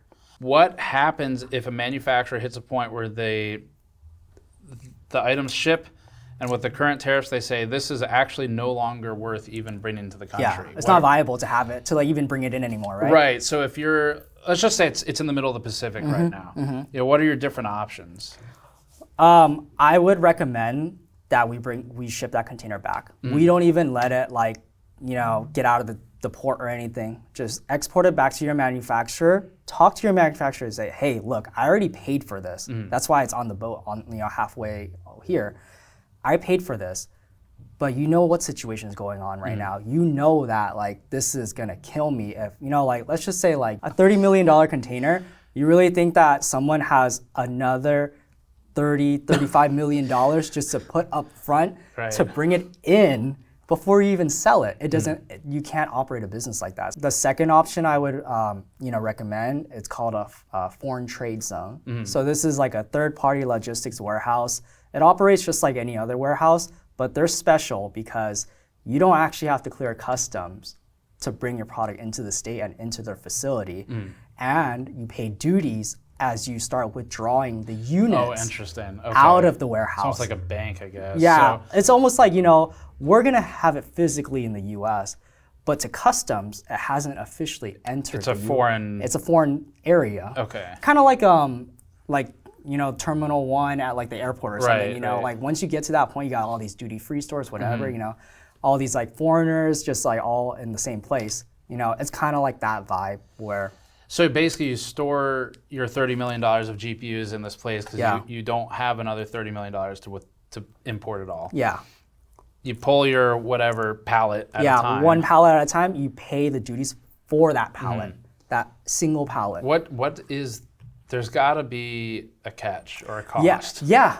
Those warehouses are extremely expensive. Okay. Right. They are their normal rate is about 2 to 3 times more than a normal third-party logistics warehouse that you could just find anywhere in Southern California. They're really expensive, but it's the fact that they're certified by CBP that gives them the ability to do that. And I bring up GPUs, $30 million is a lot because the type of clients that they cater to are billion-dollar corporations, HP Pavilion, Asus, all the laptop company like Toshiba. They love those guys because that's what they do. They bring their laptops in. They can't pay for it yet, or they don't want to pay for it yet just because of the cash flow issue. So they'll just slowly pay for it. Right. What about this kind of the FTZ concept? What's to stop, and I think the answer is fraud, what's to stop a company from saying, just take the thing from China and ship it to the Philippines? Yeah. and then take all the made in China stickers off and put made in the Philippines and then ship it to Los Angeles? Like, I mean, what's to stop them from doing that? If someone's very motivated, nothing. Sure. They could go ahead and do that. When you're doing something like this, you are, you're taking a risk. So if CBP were to catch you to do this, they will just say, hey, that's not from the Philippines. We know your supply chain. Your stuff, for this, let's just say for the last 5 years, you've been bringing things in from China. Right. All of a sudden, you have one thing, the same exact product, coming in from Philippines. And it looks the same. Yeah, it looks the same. Everything's the same. They're going to be suspicious. They're going to flag you. They're going to take your container, bring it to a site, open it up, and examine it. And make sure that all the contents is as you reported it. And if they don't think you reported it correctly, they'll go ahead and just probably fine you, and then you're gonna have to pay the duties that's actually, that's actually supposed to be paid. And if they don't catch you, they could always go back. In their system, they could always just go back and be like, hey, I wonder what this company's up to. Like, why are they bringing everything in from the Philippines all of a sudden? They could just go back, backtrack everything. Hey, I think you should be paying this amount of duties. They'll send you a bill. Like, I think you should be paying this amount of duties. Will they go back through your prior imports? Yeah. Oh, shit. Yeah. Okay. And then the caveat on top is that they will actually, in my opinion, this is not official, they'll flag your company. Right. And every single container you have coming in, you're going to get examined. And each exam, minimum is about like $700 to $1,000 per container. What kind of response are you seeing from your clients right now? I mean, are people panicking or what? Yes. Okay. So a lot of panic, a lot of me just trying to calm people down and just saying like, hey, look, I'm receiving the news the same time as you. I will wait for the official notice from customs to come in first, and then afterwards we'll deal with it. But since he announced that all the other countries will only get taxed 10% now, I suspect that there might be a shipping frenzy just because people who are not in China might want to get their stuff out. Okay. Because they're going to save a bunch. If let's say tomorrow, let's say you have a client whose shipment arrives today, they pay the highest possible tariff from China. Tomorrow, the White House comes out and says, JK, LOL, and cancels all of them. Yeah, you guys fell for it. Yeah. If you're the guy who just paid the 170%, it feels bad. Can you do anything? So I would tell, if that had happened to one of my client shipments, straight up, I would start a process called a post-summary correction. Which is, it's there because like sometimes, like when you receive like cargo from overseas, sometimes the documents don't match what's physically there. Maybe you're missing like 5 to 10 pieces, but you paid duties on those extra 5 to 10 pieces. It's not right. You shouldn't pay for something that you don't have, right? So that's why that is in place. So you could correct, your duty invoice. So I would encourage all my clients to do that and revise it. So now the invoice date has been adjusted, and those tariffs, in theory and in concept, should not apply anymore because now it's a new day. And this is a legal avenue? Yes. Yes. In the second week of March, I had one of my client shipments come in, and this was right before the 20% happened. We sent him the invoice, the duty invoice, to confirm and like pay it off on sometime in February, right? And he waited like a week. Right. And then after that week, the 20% became effective. So when we try to submit, our duty invoice without the 20%, it was rejected. Right. So but that's the original invoice date was before that. So, okay. Yeah, so that's what I think, like, and he ended up having to pay an extra 20%, by the way, just because of that. Right. So that's why I think the reverse would happen too. That makes sense. Last one, I mean, how do you think the tariffs as they're being enacted now, what do you think the impact is on U.S. jobs or, I guess just employment prospects, if any? It's hard to say because I'm born and raised in LA. So to be honest, there's really not that much manufacturing in LA. There's a lot of service-based businesses, importing is a huge thing. Port of Long Beach is the largest, I guess it's the busiest port for Asia trade. So I'm not sure. I could say that these tariffs will negatively affect companies within LA for sure. Just because like naturally there's going to be less shipments. Less shipments in my industry means that, you know, less people picking cargo up. Now like your shipping businesses might not need as much people, you know, and that's where the layoffs start happening. Right. But like, you know, if we're talking like, you know, somewhere in like, let's say Michigan, right? Those auto tariffs, maybe it really did help them. And, you know, now like Chevy, GM, and Dodge, Chrysler, you know, they all have like a competitive advantage now. So now those people can keep their jobs.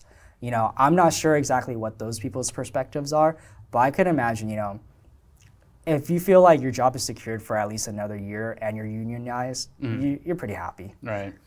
Right. Yeah. The next individual we met with is Louis ROSSMANN, the outspoken right to repair activist, YouTuber, and founder of ROSSMANN Repair Group. ROSSMANN Repair is an independent electronics repair shop that moved from New York to Austin, Texas. It also sells hot air stations for soldering and for repair technicians. Louis imports these stations to be sold through his online store and has also dealt with tariffs uncertainty. As one separate heads up for this discussion, Louis uses very colorful language when he talks, just in general. And we're not going to censor it. We're not going to mute it. So just be aware of that. Have the tariffs impacted your fish food? Not yet, although I think they may have to start eating the flies from the top of the pond. They are going to have to. I'm going to notice them eating the flies much quicker because they're going to be much hungrier. Let's see if I can get the fish. Have they affected anything in your non-work life that you know of? No, I haven't really gone buying stuff yet. Yeah. It's going to.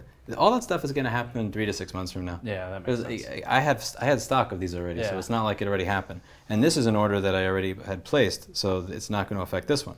But the next one is where it goes. Okay, so where to even begin with tariffs? I think the first thing to go over is that this started when I moved to Texas from New York. A lot of people would say, you went there to save on taxes. Greedy business owner goes there to save on taxes. And that's not how any of this works. Companies are okay with taxes, and sometimes they're even okay with high taxes. This goes against the narrative that this is like why people move, but it's not about that. It's about the stability. I can deal with a bad regulatory environment if it's stable. If New York is going to charge this much in taxes, or it's going to be this much extra because my employees have to pay high rent, I can put that into my prices, and I'm good. Right. What I can't deal with is an unstable regulatory environment, an unstable tax environment. Even a bad one is better than an unstable one that's occasionally good.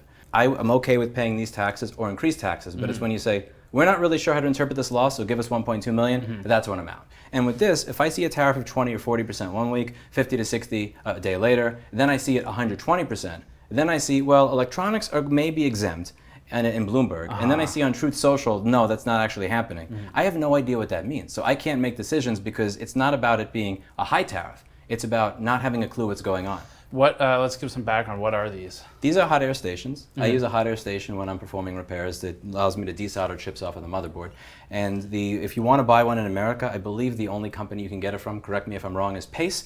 It's somewhere between $1,600 to $1,800. And when I last visited one of the vendors, it says nozzles are not included. So like this, I can sell and be in business for. I can sell this for $200. I am the cheapest in the continental United States selling it. We have the best warranty. It's 2 years, and even if it goes wrong outside of that, we'll replace it for you. And it allows people to get into this job where they wouldn't afford to. Have you seen a difference yet in what you're paying at the port when they come in? Well, somebody else receives it and then ships it to me. So I would not be responsible for the tariff because I'm technically not the recipient. Right. But the person who does receive it can't tell me what it would cost the next time I place an order. So I could place an order and then he would say, well, we cannot ship you this order unless you pay us again. So for instance, for one of these orders that I was receiving, they were not sure how the rule worked. Does it work based on the date of the invoice? Does it work based on the wire transfer, the date of the wire transfer? Does it work based on when the ship left China? Does it work based on when the ship arrives here? Right. And there are so many things that can change in that time period. So like if I have this here, I can figure out, will somebody pay $400 for this, right? But I am not going to risk, I'm not going to make a $20 or $30 or $40,000 investment on a bunch of stuff that I can't actually sell. I need to figure that out, and I can't figure that out when the rules are changing all the time. What to I guess bring it to basics, who is it Who do you think ultimately pays the tariffs? Because this is a misconception I've seen a lot too. The customer. So if I were to steelman Trump's argument when he says that China would pay the tariff, to give the devil their due, his idea is that when it costs me an additional $100 to import something, what I'm going to do is I'm going to go to the Chinese vendor and say, you need to lower your price $100 because I'm paying more. That doesn't work. I can't walk up to somebody and say, like, I can't buy something from you and say, I live in New York and I pay 10% more tax than you, so you have to give me a 10% discount. Right. You're going to tell me to go fuck myself, and rightfully so. That's a me problem. That's not a you problem. So with Trump, I imagine, I don't think he's as stupid the way people are saying, where he doesn't know how a tariff works. I think he's doing this roundabout thing where what he's saying is, you're a crappy salesperson and business person for not being able to get them to lower their prices. And I understand that argument. I don't agree with that argument, because the person in China is going to say, this has higher performance than the pay station that costs $1,600 to $1,800. It has bent nozzles, which that doesn't come with. It has better performance. It heats up faster. Your alternative is $1,600. So if you want us to lower our price because your president has done this, like, gargle my balls. They're not good. They know. They're never going to lower their price. So the way this works is, when I import it and it costs me more money, I'm going to charge you more money because I don't want to lose money. Right. They know that. When Trump started talking about this, he has been very consistent. He's been talking about at least the craziness of the politics. He's been consistent since the late 80s. In the late 80s, he was talking about how Japan and VCRs and everything else. But back then, a VCR from Japan versus a VCR in America, we're talking about a price difference of like 10 or 30%. There was some, you could close the gap. You could close the gap with a tariff. Now, you could argue whether that's the right thing to do or not. I personally wouldn't do it, but there's an argument to be made both ways. Here, when this I can sell for $200, and the other unit is $1,600 to $1,800, even a 100% tariff, it's not going to change anybody's behavior. Right. Now, let's say it did change behavior. It takes anywhere from 2 to 3 years to even start tooling a lot of the factories in the United States to get this done. And 2 to 3 years from now, the tariff may not be there. So you're going to do all this onshoring, and you're going to build all this infrastructure to try and do things here for a policy that may actually not even be here several years from now. So I don't think this is the right way to get things onshored. I think it's a national sales tax. I mean, to you, if I understand you right, it sounds like it's the instability that's the larger of the concerns. Is that accurate? It's instability. Because even if I knew it was 100%, it was going to stay there, I could test. I could make this product $300 or $400 or $500 or something else, and I could see if people will still buy it. I could figure that out. But I don't even know how to work that if I don't know what the rule is going to be, because now I'm changing the goalposts. There was this one story I went over a few months ago where there was this thermostat, and if you wanted to be able to control it the way you used to, they did a test on their users. And the test they did was they put everything behind a paywall, but it was a fake paywall, because when you click the submit, it's like, gotcha, you don't actually have to pay. They just wanted to see if you'd be willing to pay. They were fucking with you. It was an experiment. Insane. And I'm not saying that you should do that. You shouldn't. Right. But I am being put in a situation where I would have to do that. The difference is, at least with them, they had the prices that they were going to be charging people. So the items for the test were already laid out. I don't even know what they are. I'm like, where do I test at? 250, 300, 350, 400. And also, when I'm buying this, in order to get these at a fair price, I am buying 200 to 400 at a time. So it's not even, like, if I was buying 10 or 20 at a time, whatever, small loss, I can't gamble with $30,000 to $60,000. Right. I mean, I can make 1 or 2 gambles like that. Maybe 1 that goes bad. If I make 2 or 3 gambles like that go bad, everybody here's out of business. I'm not paying people anymore, so I can't afford the risk. So for me, it's not even about increasing costs on my customers. I don't know if they're willing to pay. And for me, it's not worth the risk. So I have to say, I'm going to lose this part of my business and profit. Screw this, it's not worth it, which means that you don't get to buy this. So have fun buying the pace. Right. Can you find a positive in how the tariff situation is being handled? If I were to absolutely steelman this, I would say that there's probably, and again, I'm reaching hard here. It's a positive intention, even if he really needs to read basic economics or any economics book at all. A positive intention, or the desire to scare somebody in another country so that they do something differently than they're doing now. But even then, I don't care if another country taxes its citizens. That's not my business. You guys do you, we do us. I don't want to be taxed at a higher rate because another country is deciding to tax their citizens. If they decide to do that, then that's on them. Right. I think the entire, and again, it's not about whether it is a good framework, a good taxation, or it's about whether it's consistent. The lack of consistency, the way it's rolled out with no consistency, with it going up and then down, and here, this is exempt, but actually on Truth Social, it's not exempt. No, I can't find a single positive in it. Is each of these one product, I guess? Each of these has 4 in the box. 4, okay. So right now I have I had about 50 that I had in stock before, and now I have another 236 over here, if I counted right. Well, on this case, holding on to these is a good thing, because when I tell people that you should just look at the news, and if you want to buy this, make your decisions accordingly, because I'm not going to be selling this anymore. I will sell a lot more.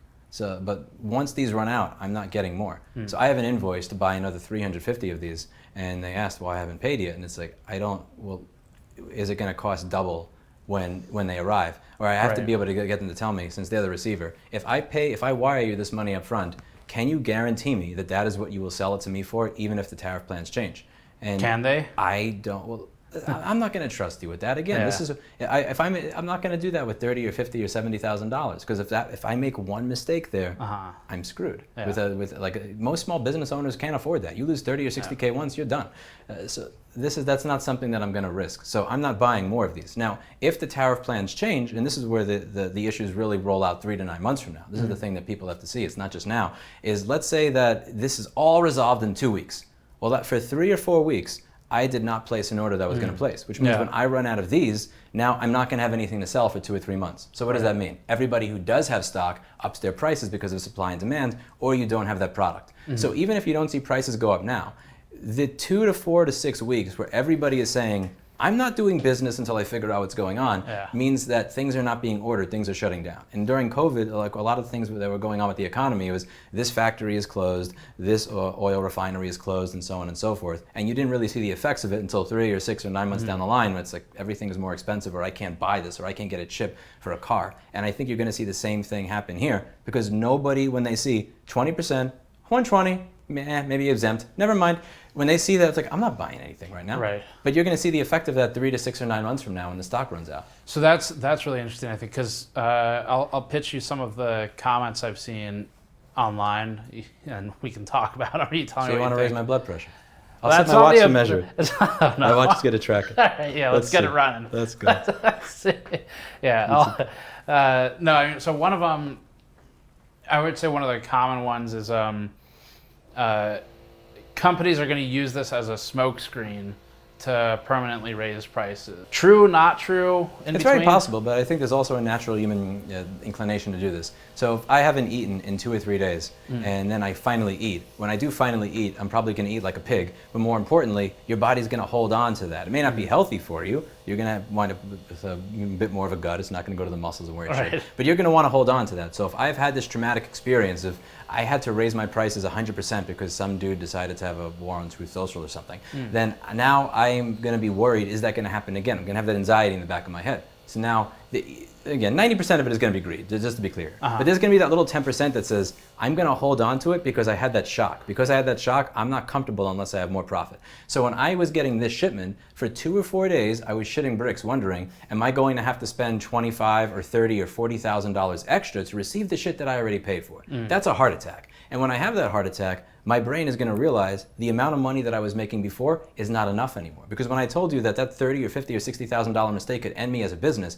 what that tells me is I need to be making more profit. And then once I actually start making more profit, why am I going to go back to where I was before? Because that reminded me, this event reminded me that my business is 1 or 2 $30,000 to $60,000 mistakes away from not existing and me going to work at an Apple store, which is probably not going to happen. But so once I have that stress or that trauma of it, I'm probably not going to go back. And then obviously the rest of it is the greed, which is like, yeah, of course. Like if I could make more money off somebody, why wouldn't Corsair charge more money for a product that has poor cooling performance? Or whatever. Yeah. One of the other comments I've seen is, well, all this would be solved if you would just make it in the U.S. Just bring it back to the U.S. Well, they are. They are. You can buy a Pace for $1,600, $1,800. Would you like to buy one? Oh, you don't. You're the one who bitches every time I raise the price by $20. Well, fuck you. I mean, seriously. Every single one of the individual, you can buy it, but you choose not to. That was the most New York fuck you I've ever seen. You choose not to. The same motherfucker that says that when they walk into a repair shop that's $65 and the guy down the street working in a fucking Western Union or a juice place says it's $55 is gonna bitch that you charge $10 more. Every single person that says that shit, I guarantee you're gonna see all the wars in the comments. Of course I pay extra. No, you fucking wouldn't. I know because I've spoken to people like this for 15 years.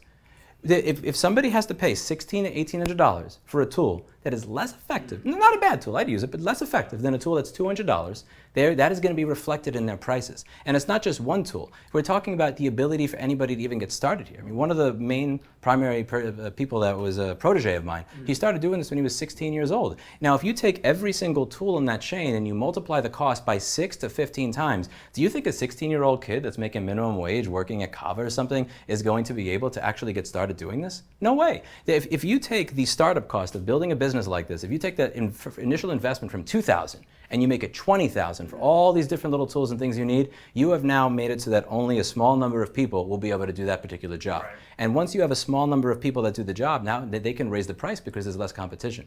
You're making it more and more difficult for people to break into this, which ironically is one of the reasons that you see China making all this stuff to begin with. I mean, there are kids in China that are taking iPhone 7s in the street and putting headphone jacks in them, like what you see with Strange Parts. You don't see that being done here. And if you want to take the cost of tools like this and you want to raise them by 8 or 20x, you're gonna see even less of that here than you get right now. What do you think is next, or where do you think this goes right now? I think more and more people like me are going to say, I do not want to have a heart attack wondering if I have to pay $20,000 to $50,000 more because of a post on Truth Social. I think people like me that read, like, I don't know, Bloomberg one day, a news thing saying, tariffs postponed, here's the source, and then, Trump saying, no, never mind, it's back. I'm not buying this again. Do I want to wire $30,000 to $60,000 to somebody to buy this? What would you need to feel like you can buy it again? I would like to see, well, firstly, you're not supposed to be able to place a tariff or a tax without the approval of Congress. The only way that this is being done is because they're claiming that there is some emergency or wartime condition. I would want to see that slapped down by the judiciary so that you're not allowed to do that. If you do want to do a tariff, it's got to go through Congress, it's got to go through Senate, it's got to go through the normal process. We can't be doing this shit like an emerging market. I want to see that if something like this is going to happen, it's going to be a specific process. It's not going to be immediate. It's not going to be something where there's no checks on it whatsoever. And yeah, I want safety and security. That's what I want. Right. Checks and balances. Are people going to look at this and think, oh, it's just a bunch of companies complaining about they're not making as much money as they were. Woe is me, you know, like, boo-hoo, take it out of your margin.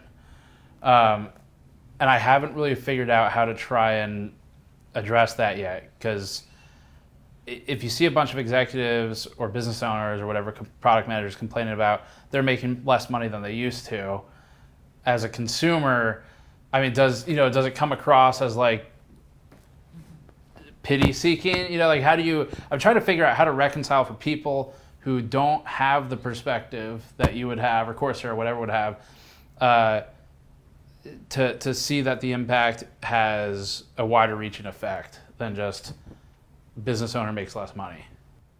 Well, I think that it's an important perspective, because especially when you see that these people that run these meatpacking companies or anything else where the CEO is making $2 to $10 million a year and he's got a bunch of people that barely make $7 an hour, if even, that are doing the work. It's like, poor you have to pay somebody a real wage. You know, like, cry me a fucking river. Right. I completely understand that perspective. Here, I mean, the lowest paid technician that works here is getting over $30 an hour, and the people that are not at the absolute bottom level are making considerably more than that. And the bonuses that I pay people do come out of stuff like this. You know, I make less money at my own company than my best paid employee. I don't expect people to. Same for me. Yeah, like, I don't expect people to believe any of this shit. If I'm going to be able to pay people bonuses or anything else, it's coming out of the profit that I make from selling items like this. So yeah, you could say, you know, I'm complaining because I'm not making money, but for me, it's not. Personally, it's not about whether or not I lose out on money. I don't make money. It's about fear of loss. Like, that's what gets me more. It's not, I've made a living for myself before I ever sold a hot air station. The ROSSMANN Repair Group existed, had over 8 employees before I sold a Quick or an Atten or anything else. I'll still be here. It's just, where I won't be here is if I make a decision to wire like 5 or 6 figures to somebody else, and then I realize, oh, that's double later. It's really the fear of loss that gets me more than the other. And I mean, if you're talking about a lot of these PC manufacturers, I get it. What does the CEO of Corsair make? I mean, like, what is it? They're a publicly traded company. They're publicly traded. Enough that they could give me a case with a working fucking SATA cable. Right. But the point, like, yeah, like, if it's like the end, you know, the CEO of NVIDIA, like, cry me a fucking river. I completely understand that. Yeah. But I guess it depends on at what point do you identify with the person who is having an issue? Like, Walmart having an issue? Nobody gives a fuck. Amazon having an issue? Nobody gives a fuck. Right. Corsair, anybody else, half of the PC manufacturers, frankly, do people really care about if something happens to Asus or Gigabyte? No, they don't. Especially if they watch your channel. I get it. Is it when it affects a small company that's 100 people? Is it when it affects the corner shop that has 5 people? Like, at what point is it something where, like, if somebody has 5 employees, who is your neighbor, who you've been to for 10 or 20 years for whatever you get, raises their prices and says, you know, it's harder for us to feed our family and pay our employees. Like, at what point would it be something where you would say, yeah, okay, maybe you got a point? Right. Because if you're talking a Corsair or a Seuss, like, yeah, fuck them. I mean, I don't have sympathy for them either. Yeah. I definitely don't have sympathy for Walmart. Or when you see, a lot of the problem is when you see these economists go on the news talking about this, or they're people that are usually several zeros higher in the net worth than most of your viewers. So I would suggest that talk to people that are being affected, that are in the zeros range of the net worth of the people that are watching your channel. What type of business do you think is the most affected, or business owner, by the tariffs and the rollout? In the beginning, it is going to be anybody who is directly receiving something. And after a time, it's going to be whoever's receiving the items downstream. So, for instance, I don't know, let's say that there is a school who says that we want to buy 40 of these. Right. You know, you're not affected immediately, but when you decide, we're building this new makerspace over here and we like to buy 40, and I say, hey, remember I used to buy for 2? You know, you could pay 4. Right. They're affected later. So small businesses are going to be affected by it, but it's that time that it takes. Because even I am not affected just yet, because these arrived and this was already on the boat and everything prior. There's a latency. Yeah, there's a latency. So now, if I were stupid enough to order these again, which I'm not for a while, if I was stupid enough to do that next order, it takes 2 months for that boat to get here. So first I have to manufacture it, which is a few weeks, and then 2 months for this. So that would be, I should be able to do math better than this. Something like 8 weeks or so. It'll be the end of July after manufacturing is done for me to get it. And you would see it in July. So that you're not really feeling the policy right now. Same thing with COVID. You don't feel it until everybody starts going outside again. And then when people are going out and doing things again, then you see like inflation going nuts. But in the first 1 or 2 months, it's not like everything went up like crazy. I think it hurts everybody, really. Because let's say, like, fuck all of this. Let's say I'm not selling any of this. Let's say I don't do any of this. What about the things that I buy for people? Like, if I have to buy all the different tools that I buy for the people over here, or the parts that I get for people that are here.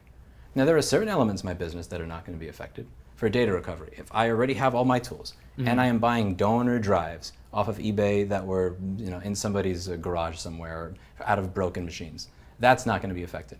But all the other things are. The parts that I have to buy. When people say, you know, you're using cheap Chinese shit and that's why.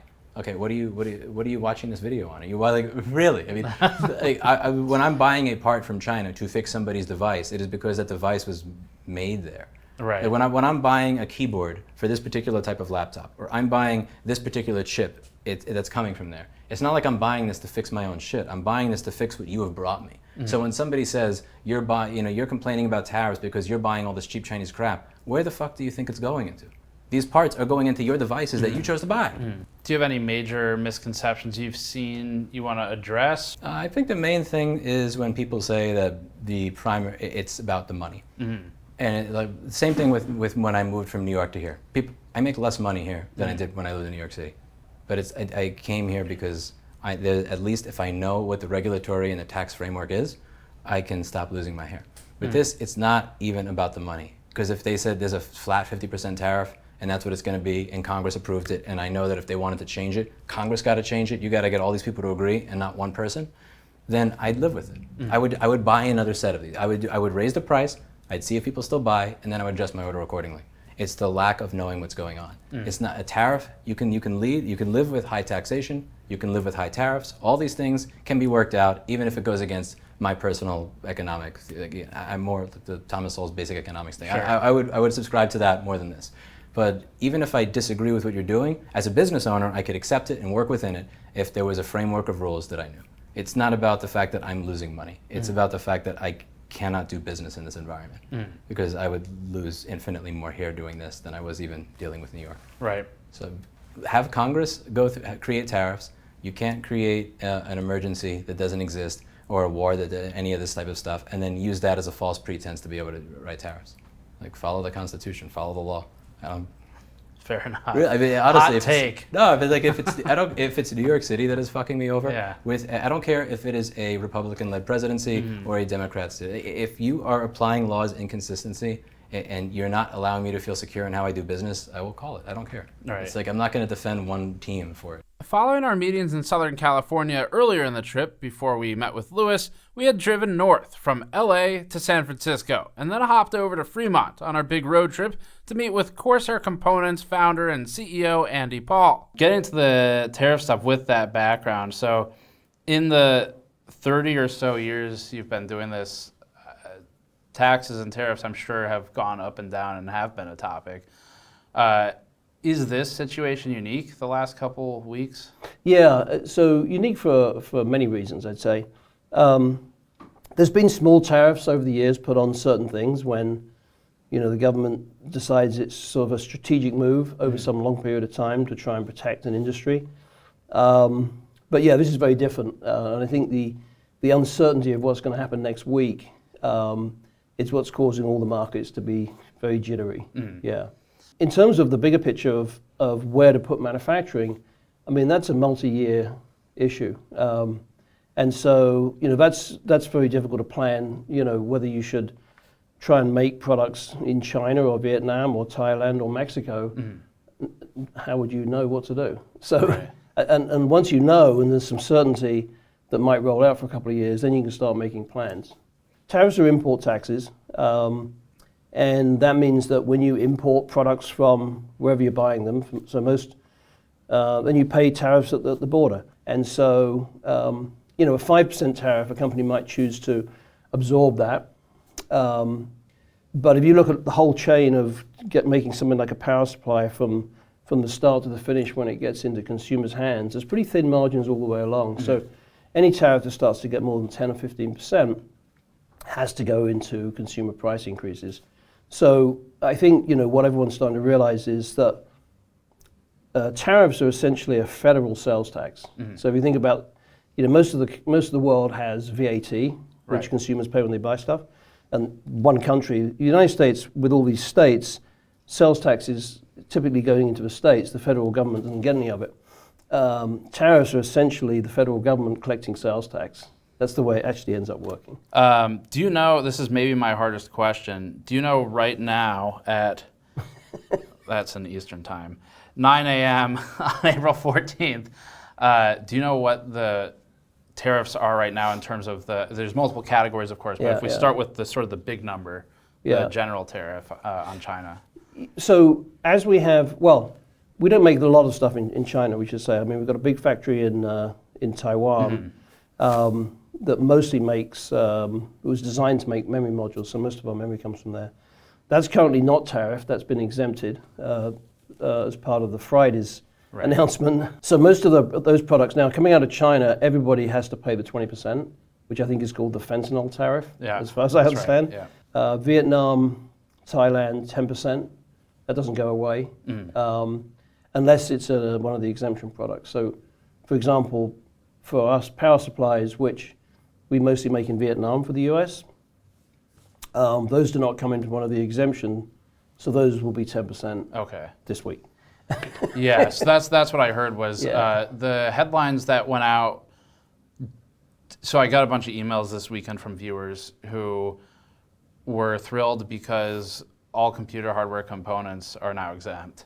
My understanding is that is not the case. That's right. So do you happen to know sort of which categories are and aren't for for example, if you made cases in China, today you'd pay 20%. Now we make cases in Taiwan, so that falls into the exemption, which means that will be zero today. So it just depends on where you're making them. I think gaming components are exempt, but quite honestly, our whole logistics guys are going through every single day, going through all the tables, trying to figure out, firstly, have they been coded correctly? Because when tariffs are zero, it doesn't really matter what code you bring them in. There's often times where a product could have one or two codes, depending if it's a peripheral or is it a gaming product. So all those are being re-looked at.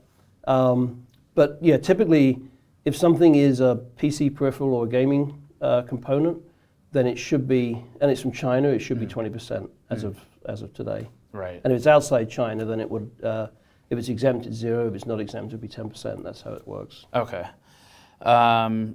Let's see. How about the real world impact? So just generally speaking, what is sort of the real world impact of the, not just tariffs broadly as a thing, but tariffs, the way they're being implemented the last several months. Yeah, well, I've been thinking about that quite a bit. So, I think for the industry that we're in, right, DIY, people building their own computers, it really is going to come down to what happens to graphics cards and then CPUs, because that's at least half, if not 3/4 of the cost. So if Jensen or NVIDIA manages to cut a deal with the Trump admin and TSMC can do the same, so the graphics cards don't go up, then that'll be very helpful. Because if you think about it, if you're going to build a PC and the power supply is an extra $10, memory modules are extra $10, not making a difference.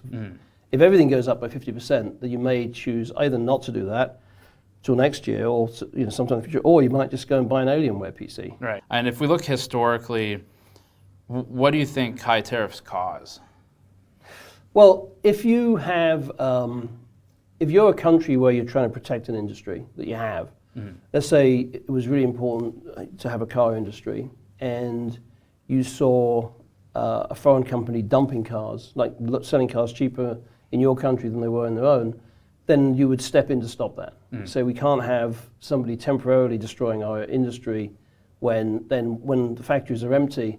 Then what do we do? So there's a lot of reasons that tariffs exist and are good, and I've often thought here that things like solar is an industry that would be good to see in the US. It doesn't take advanced fabs or anything. It'd be very easy for us to have control of solar. So I think that's something that can make sense. But in general, there's no question that tariffs on consumer goods, like we said before, are going to flow through to be an extra sales tax, so that just puts the price up. Right. If we try to play devil's advocate, I've asked everyone this question. Some of them have just said no. But if we try to play devil's advocate, can you think of a positive that could come out of tariffs, where you've just mentioned some positives for tariffs as a concept? That makes a lot of sense. But the way they're being sort of executed the last several months, are you able to find an upside? Haven't seen one yet. Okay. That was a very short question and answer. The question was longer than the answer. On the flip side, what do you think specifically the frequency of the change, what does that impact most? I guess day to day for you, how has your job changed? Well, so trying to keep up with what to do. I mean, literally, you talked about cycles. I mean, just us figuring out what to order and what to bring in to the country. So if you knew tariffs were going to go up by 10% in a year, then you could plan around that. If they're at 20% now, and you don't know what they're going to be, do you bring extra inventory in, or do you not? If you bring extra inventory and the tariffs go to 0, now you've got a loss. If you bring tariffs into 22% or 20% and the tariffs go up to 50, then that's a good thing. But there's a limit to how much inventory you can bring in. Right. And we've certainly brought some inventory in. I heard Apple brought in 30 tons of iPhones last week. Yeah. So people will do that when well, so that's where I wonder. I don't expect you to speak for Apple, but from how the exemptions have rolled out, for people who are bringing in products that are now exempt, one thing I don't know if you know this, but it is just, do they then get their money back if they just paid a tariff? Okay. Yeah, if you've paid the tariff last week for something that's now exempt, you can get it back. You can claim that back. Yeah. Interesting. All right. Yeah. So you can follow on from that, thinking about what consumers will do. And I think what I've seen so far is you'd expect consumers to sort of think this thing through, especially the crafty guys that do DIY, and buy now rather than later. But I think the second roll on from this is that people are a bit worried about their jobs and their mortgages and what the strength of the US dollar and all this thing. So I think it does put a shock into the system.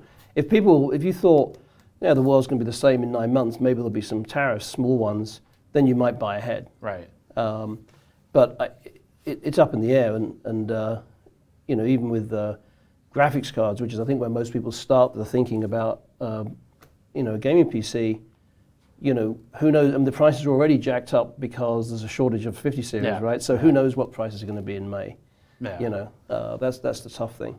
Right. Yeah. And this was if companies have. So we were just speaking with Hyte. This is going to be in our video, but where one of their concerns is if on some categories they have to adjust the price up, and they bring products in and pay a tariff, and then in several months that changes, assuming you can't necessarily get your money back. Right. You still need to sell through that inventory right. at the elevated price. That's right. Which makes the company look like the bad guy. Well, and I think that's right, or you lose money. And the other thing is you have to be a little bit careful with inventory because things do change. And so the last thing we want to do is to, if you build up 6 months of inventory, let's say you think you're building up 3 months, but then the consumer demand goes down, that was 6 months, then NVIDIA decides to change the connector. Right. And now your power supplies are obsolete unless you change the cables. So you have things like that you have to be a bit careful of. Yeah, that makes sense. There's a lot of mention of manufacturing choices: China, Taiwan, Vietnam, Thailand, Mexico. The U.S. hasn't been in that list. So I guess to pitch the question as I've read it in the comments, why not just move manufacturing back to the U.S.? Yeah. So I think that the problem is that most people don't realize here is that worldwide manufacturing is anywhere from sort of $2 to $3 to $4 an hour, typically. Here, the minimum wage in most states is 15 to 20, but most people want more than that. Right. $7.25 where I live. Yeah. Wow. $7.25. But you can see that even if you did that, most people aren't going to sign up en masse to do. The 4 million unemployed Americans aren't looking for sub $10 jobs, certain hour jobs. So I think that it's very, very difficult to move manufacturing back. Now, you could look at moving some things. I think it would be good for the semiconductor industry to have more footprint here, and I know TSMC is putting a fab in Arizona and expanding it. Intel as well. But they're talking about maybe they could make 10% of AMD CPUs. It's a small thing. There's just simply not enough manufacturing engineers and people wanting to work in factories in the US. What is a manufacturing engineer? What do they do? Well, they figure out the tooling, they figure out how to keep the machines running. If you're going to use robotics, they have to program them, they have to go and source them. So really, if you think about putting a factory in place, you start with an empty shell, you've got to fill it with equipment. Someone's got to spec out all that equipment, do all the tooling, make all the products. Even for light assembly work, you've got to figure out all the lines, figure out how, what each person's going to do, and it's a reasonably complicated thing. Light assembly is what we call it for things like cell phones and power supplies and that sort of thing, where you're taking all these piece parts and putting them together. I just can't see that effectively moving back to the US, regardless of what the tariffs are. It's not going to happen. Sure. More likely, if the Mexico trade balance, continues as a free trade zone between Mexico and Canada, you could see a lot more work going into Mexico, and I think that would make sense. I don't think that any government here is going to be as frightened of Mexico as it is of China. Sure. So I can see a lot moving back to Mexico. What are other factors in that? I mean, supply chain, for example. Yep. Let's take a power supply. That when you make that, someone's got to wind the transformers. You've got to get the capacitors. You've got to get the all the passives. You have to get the packaging, and all of those factories are set very close to. They're all in Asia, and they're all set close to where the ODMs live. So to reproduce that takes an incredible amount of time, and also it just adds cost all the way through the chain. And then they have suppliers too. And then that's right. And then they have suppliers. Yeah. Right. By the way, we do have factories in the US, and we bought a company called Scuff that makes those trick controllers, and that's sort of most of the sales they do are customized. So people want to have different thumbsticks, different graphics, and those are done down in Atlanta. We make PCs, ready-made PCs we make in Atlanta as well now. Assembly. Yeah, doing assembly. Now, of course, if tariffs on components happen, then it won't make any difference. If you have to pay 50% tariffs, let's say, for graphics cards and CPUs, then it doesn't change. So that's kind of where I'm getting at. Yeah, is if so you do in this case have factories already, but I guess if the sort of stated objective of the tariffs is to quote unquote bring manufacturing to the U.S. and then for a company like Corsair that has some manufacturing in the U.S., my understanding is the tariffs are still affecting. Yeah, all the way through. I mean, think about, so we worked with our main power supply vendor the other day, our ODM, and I said to him, what percentage of labor is in the power? He said about 11%. So it means the rest of it's all in components. Now, in some cases you might say, all right, well, we'll decide how to, could we wind transformers? I mean, winding transformers, some done manually, some, with robots, but that would cost a fortune in the US. So, every one of these components, you sort of go back and say, okay, well now you've got to bring in the pig iron and this sort of thing. I mean, it really, we're going to make capacitors and resistors in the US, so all these things add up. So yeah, if all you do, the last mile of just putting the assembly part of it together doesn't really change if you have to pay tariffs on the components. And you still, that last, even if it's 10%, if that goes to 5x, it's a huge number. So I think, the biggest misconception is the fact that it's the American consumers that end up paying tariffs, essentially, when the prices roll through. And some of it, I'd say 90% of it gets to consumers, and then some of it gets absorbed, which means companies make less money and the stock market goes down. When you say misconception being American consumers pay it, you mean that's the reality, and the misconception is that... They haven't figured that out yet. Right. Okay. I think everyone's going to, for most people, a lot of people don't bother to read the news, right? So for a great deal of people, the first they're going to see is prices going up. And I think that's, if everyone starts seeing iPhones at $1,500 or GPU cards at $3,000, then then they suddenly get a sticker shock and start asking questions. The exemptions that have been rolled out the last couple of days, and I think I actually saw, just for people watching this, because we don't know what's being stated today, but I saw there was supposed to be more news on that today. But with the exemptions rolling out, I mean, is it over? Is it done? Is consumer hardware normal prices again, or? Well, I think what Friday or Saturday morning told us was that at least the government is realizing that the show so far has caused mass panic in the markets, and obviously, I think everybody knows the bond market started melting down on Friday night. So I think that pause was there for a reason. Now, will that change things moving forward? I suspect a slightly more cautious approach. But I still don't know how it's going to roll out, because if the current government really feels that semiconductors should be moved to the US, and they feel like the way to do that is with a tariff, then there'll probably be a tariff. For me, I would thought the first thing you were going to do, if you wanted semiconductor manufacturing back in the US, you'd have a series of talks with TSMC about, okay, what's it going to take for you to move back into the US, and maybe some tax exemptions, something like that. But you try and figure out how to get it done, or you go to Intel. Well, I guess there's a new foundry now that TSMC is part of, I think. And ask them, what's it going to take to expand? I think that's the way you would do it. Incentives. Incentives, rather, it's carrot versus stick. Right. This is probably worth addressing, where another misconception I've seen is that all these companies in the space fully own and control all of the factories that make their stuff. So is that something you can speak to? Yeah, I mean, and that's not what happens. I mean, typically, once you make a move to Asia, what we did with our factory, which is 20 years ago, we put this factory in place in Taiwan, was quite unique. We had to, because at the time, there wasn't an established industry for, overclocking and testing chips and, screening them and that sort of thing, so we had to do it ourselves. But if you go over to Asia, and you want to make power supplies there, the first thing you see is, well, there's factories already that make power supplies, so why would you want to recreate that when you don't speak Chinese, in my case? Right.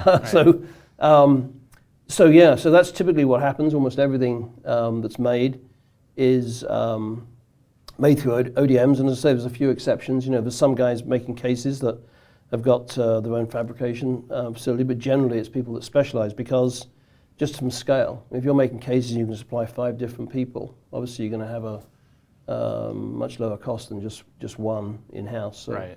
It's also easier to keep a factory line, I guess, fully occupied all the time if you have multiple customers. So that's what you find. You have people that specialize in our case, again, for DIY components, people that make fans. There's big companies that make fans, big companies that make cases, power supplies, and so on. Now we'll meet with Doug Milburn of Protocase and 45 Drives. 45 Drives is a NAS and server solution provider.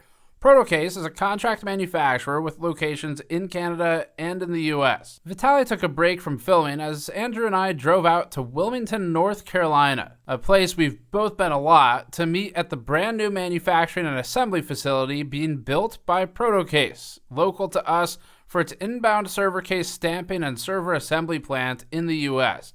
This joins its existing Canadian facilities. Now, Protocase and 45 Drives don't make every single component that they use, much like iBUYPOWER and CyberPower don't. But they do make some of them. And they also make some of them in the US, which is why we've included them in this story to get another unique perspective. What's the plan for right now? There's some assembly. What's the plan for manufacturing here? Yep, sure. Great question.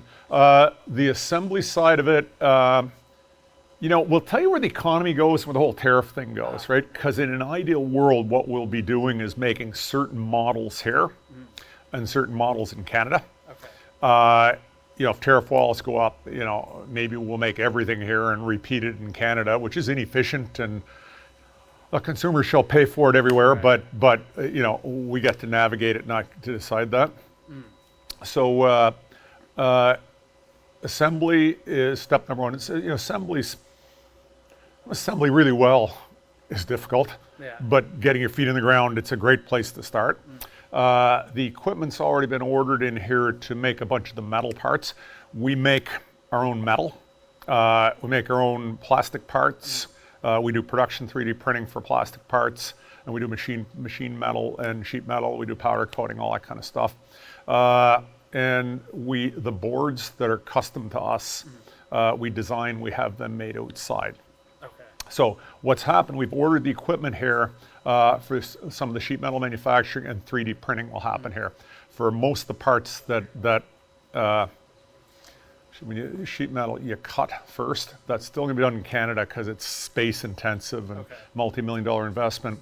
So for the machines, I guess. For the machinery, yep.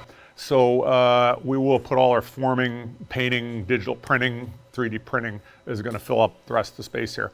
And where that will get us, we will hire about 100 new people this year. Overall growth, and we've shifted our growth to the US. Okay. All our growth in the short term will happen in the US. Was that something you were already planning on? Absolutely. Okay. In fact, we've been planning it, I think my first trip to really look at locations, which included North Carolina, would have been a dozen years ago. Oh, wow. Okay. Well, I'll tell you what we don't make is the stuff that's done in the industry so well. Power supplies. We got great power supply manufacturers. We use a lot of Zippy, and we use Corsair as well as a brand we use. When you're bringing stuff in, one of the other companies I was speaking to, CyberPower, they assemble it all in-house. They don't build their own cases like you guys are doing, but they bring in the boards, the GPUs, the CPUs, everything. So when you're bringing that stuff in, are you getting hit by those tariffs, even though you're assembling or you're stamping your own cases? The simple answer is yes. Mm-hmm. It is very much yes. It's and it adds to our cost for sure. Mm-hmm. Yeah. And adds to the cost that we push through the end user. Right. As a percentage of overall value, it's less for us because we have, real North American manufacturing of stuff. I actually don't know this, so I've only paid attention to sort of the Asia part of this story for this trip so far, because that's where everyone I haven't met anyone who manufactures anything in Canada. Nope. So, do you know what that situation is right now between your two branches in the two countries? Yeah, highly uncertain. Okay. Is where it is. The threat of tariffs is there. And, so where is it right now? No, we don't pay any tariffs on our stuff that moves across the border right now. But, day to day, that could change. But, it will be what it'll be. Tariffs on the value of what comes across the border. So. Then you ask, the uncertainty is the killer. It's the real killer. Even though you're making the product here, what about the raw materials you bring in? Like the steel, where is that sourced? Or the screws, right? Like all these small things, the grommets, things people don't think about, connectors. How does that come into play for you? It's a great question. And again, the answer, I'd love to give you a simple answer, but it's complicated. The world market is, you think about things the way they're made. It's like, anything you look at, where'd that come from? And then you go, well, where'd the stuff they make it with came from and whatever else? And the answer is everywhere. It's a tangled web, right? And, tariff and primary metals is one of the things that's in, your President brought that in last time he was in, brought it in again. Canadian metals are tariffed at 50% coming in. Right. We buy metals less expensive in Canada. Now, all that said, there's a structure to tariff things that have significant metal content and what comes across the border. So, just complicated. I don't know how it's going to work out. I'm not, the whole thing, Canada-US tariffs, Canada-US, you say there's not much, you don't know many people that manufacture in Canada because there's not a lot of manufacturing in Canada. There used to be, just like the US. And it all kind of died and went to low-wage countries. So our countries are very, very much the same in terms of where we are on that. And the whole thing of the idea of building back manufacturing jobs in Canada is very much the same as in the US. The countries are so much the same. The tariff story, when I look in behind and underneath it, and I listen to the economists that the politicians are following, they say the story is mostly about China, but also about low-wage countries. So I don't know where it's going to end up. I'm okay, the idea of bringing manufacturing, I'm going to say North America, because I really do feel we're in this together. But the thing of bringing it back to North America, I'm all for it. We've been doing this before this was popular. Right. Okay? We've been manufacturing North America. So tariff walls go up and around and I go, we've already solved a bunch of the problems, a whole bunch of our value adds already in North America. So I'm like, good, advantage us. I didn't ask for the tariffs. We took this challenge on our own. And we've done it very, very successfully. People who buy from 45 drives understand what's special about us. My view doesn't have much to do with what's going to happen. Of course. And I'm like, the thing at tariffs, I mean, this is why tariffs have been problematic and why the world kind of went to free trade. The imbalance in countries creates the problem. I don't know how you deal with it, but I'll tell you what has happened. And a historical perspective, I could talk to you about. I got a scholar I know at a university at home who studied tariffs over, Canada, the US, reciprocity, 1850s. Okay. And what happens is somebody gets powerful, they get big as a company, and Intel or the automakers or somebody like that, and they own lobbyists, they get the ear of the politicians. They'll get the chainsaw out, they'll cut a hole in the tariff wall. Right. Also have, I can tell you examples that happened in Canada, the early 20th century, late 1800s. And I'll tell you is 500 person up and coming. We're in enterprise computing. Okay? We compete against the legacy companies. They're the dinosaurs. We don't have political influence. And the other guys will have that. I just hope that it's fair when if they cut holes in the wall. When it gets, a tariff wall cut in for a big guy, disadvantage a little guy is not going to serve the country well. Right. So. What do you think is the biggest misconception right now? There's uncertainty. There's all kinds of uncertainty. A lot of people say it's going to push prices up for the consumer. And other people say, look, you look at Nike making, running shoes, and they come out of China for $10. Good. So now it's, $20 and you're paying, $100 for them? Right. Good. Can that come out of Nike's, whatever. Right. And so I don't know what's going to happen. I mean, greater impact to 45 drives, Protocase. What do you think how does this play out long term? There's not a fundamental change to our business plan. So we've had to earn our living by moving into the higher end. Like our home lab, enterprise, good. We compete against the dinosaurs, the legacy companies they're late in their business cycle. They're so cost laden. Now what might happen is our home labs products, maybe the differential for the offshore built stuffs, maybe it's gonna lessen. And you mean like the gap might close? Gap might close. So in other words, saying that are you saying the competitors competing home labs products will approach your price? Yeah, they'll probably come up. I look at storage boxes, or HL4 and HL8, and you can look at the equivalent in the storage appliance. And what you might buy for $1,000, you might buy for $1,400 for us, right? And you look at that and you go, it's not big. When you look at the differential and what we sell, which is open server, Linux accessible, built for our heritage. That's built for the guys in the server room, right? Home labs is a natural thing. So we get that versus plastic closed systems, scaled down processors, et cetera, et cetera. We deliver value today. Hey, if that lessens, well, advantage us, right? And it's all good. But I have zero plans because I don't know how this is going to work out. So we're not going to change our business any. Maybe it'll all blow up politically in a bit and it'll all fall back to where it is. So we I'm good. I think there's promise there. Like I'm a proud Canadian, happy to be Canadian, but I think this is a kick-ass country. I really, truly do think it's a kick-ass country. It's people, it's entrepreneurship, it's the ability, you get too stagnant, corporate America gets too big, too strong, or the government gets too big, too strong, it's oppressive, but not a country where people like being held down, and they'll work their way back. And I think there's a golden age, possibility of a golden age coming. So the other thing that disappears when you're offshore is the ability to do stuff at small volume or the ability to do stuff fast. So let me tell you where we are, and in the metals manufacturing business. So we look at this drive cage here. Look at the metal part that's on top of that, right, with the printing on it and powder coat and everything else.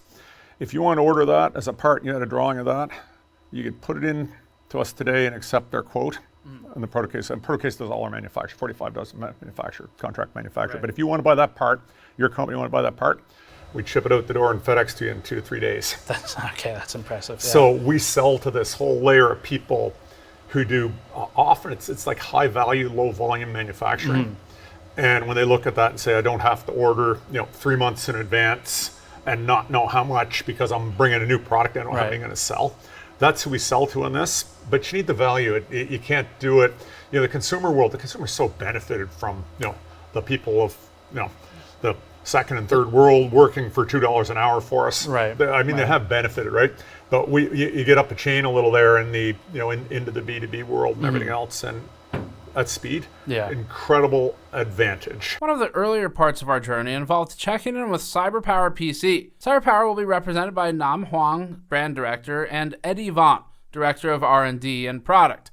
Rob Teller from Hyte, which is part of competitor iBUYPOWER, joined us as the two competing companies talked about the tariffs. And again, despite both having power in the name, these companies are not related.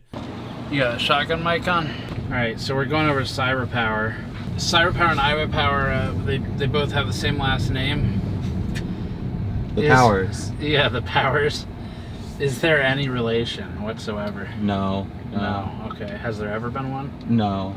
iBUYPOWER came first, and then they started up CyberPower a couple years after. Now you're competitors that end up roughly on the same street. Yeah, I mean, this area, there's a lot of PC components in this area because we're not far from Newegg headquarters. Between these two companies, they represent around 1 million pre-built shipments per year in the US. I've also known each of these people in this section since about 2012, so we have a long history. What do you think the biggest misunderstanding is or misconception is in the public right now? I think the biggest misconception has to do with where the money's going and who's getting it, right? Okay. Right, people need to understand that tariff and tax is synonymous, right? As soon as a product comes in, we are paying it. And I always give this analogy, which is like, if there's a 10% tariff on something that was $100, by the time it gets here, we have to pay $110. Right.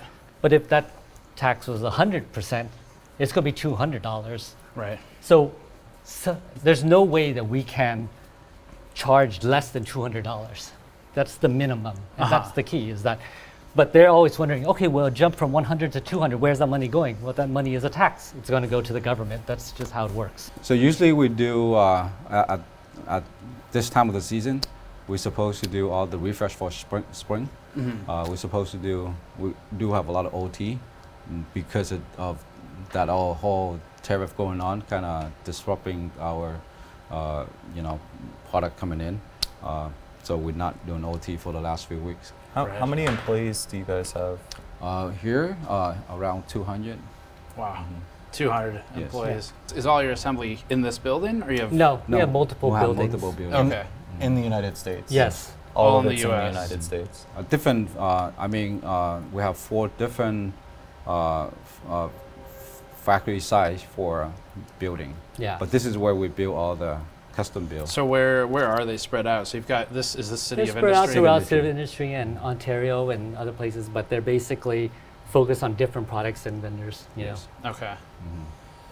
Wow. But this is where we spend more time on with all the custom build.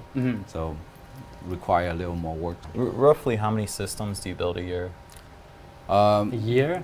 Right now it's getting very close to around 450,000 almost. Jesus I know. fuck. Yeah, about that much, almost 500,000. Yeah. What about you guys? We're about the same. Okay. Coming in and half So a million. between two companies here, pushing a million down the street, system, yeah, a million systems a year. 1 million American-made computers per year. But then, other than stuff like cases that you guys make, and I know you guys have done some stuff too, but Yes. other than those items, everything you're putting in the systems is coming from suppliers. Yes. Yes. So, I mean, most customers, they wouldn't want us to manufacture our own products. Like, there are certain products that, like, say cases, right? Where the case is kind of a commodity product, and if someone just wants a computer, they want a specific CPU, they want a specific GPU, they want a specific amount of, and so making those products may be okay, but customers certainly wouldn't want us making custom motherboards or custom GPUs. It comes down to the elasticity of expertise, you know, like how far can we stretch our expertise? I mean, and that's the interesting thing right now is the people who have the most expertise are the people who currently manufacture those products. And now there's this artificial swarm saying that they have to be made here. That doesn't consider like who makes it best or who has figured this out the best. Are there any products that you guys, any components that don't come from China that you specifically know about today? Shipping label. Jesus. Well, and some packaging. Some packaging. Is that Uline, I guess, or something like that's? Well, I mean, no. I mean the label. When you bought the label, stuff the label that we print is from local sources. Of course, some of the packaging, because we have to rebox sometimes damaged boxes, we also print those here. To try and address the common, like top comment of like, screw you, you should make it in the U.S., right?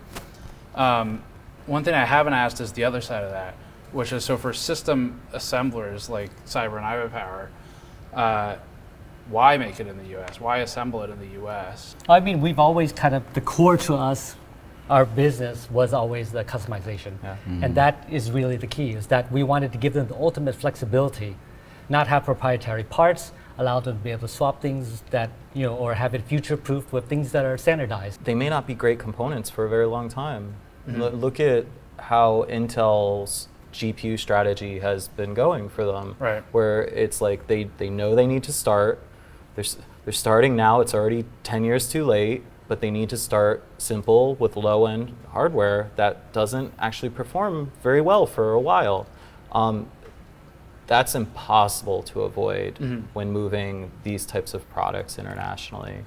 Do you think end users are going to want to buy a CyberPower system that might be full of made in America components that somehow perform significantly worse than their Chinese counterparts? And are more expensive. And that's bypassing the whole concept of feasibility of sourcing and time to market and all that sort of stuff. I mean, these products are made in America because end users are very specific about the components that they want. I mean, we're basically the brokers of components that people already know they want.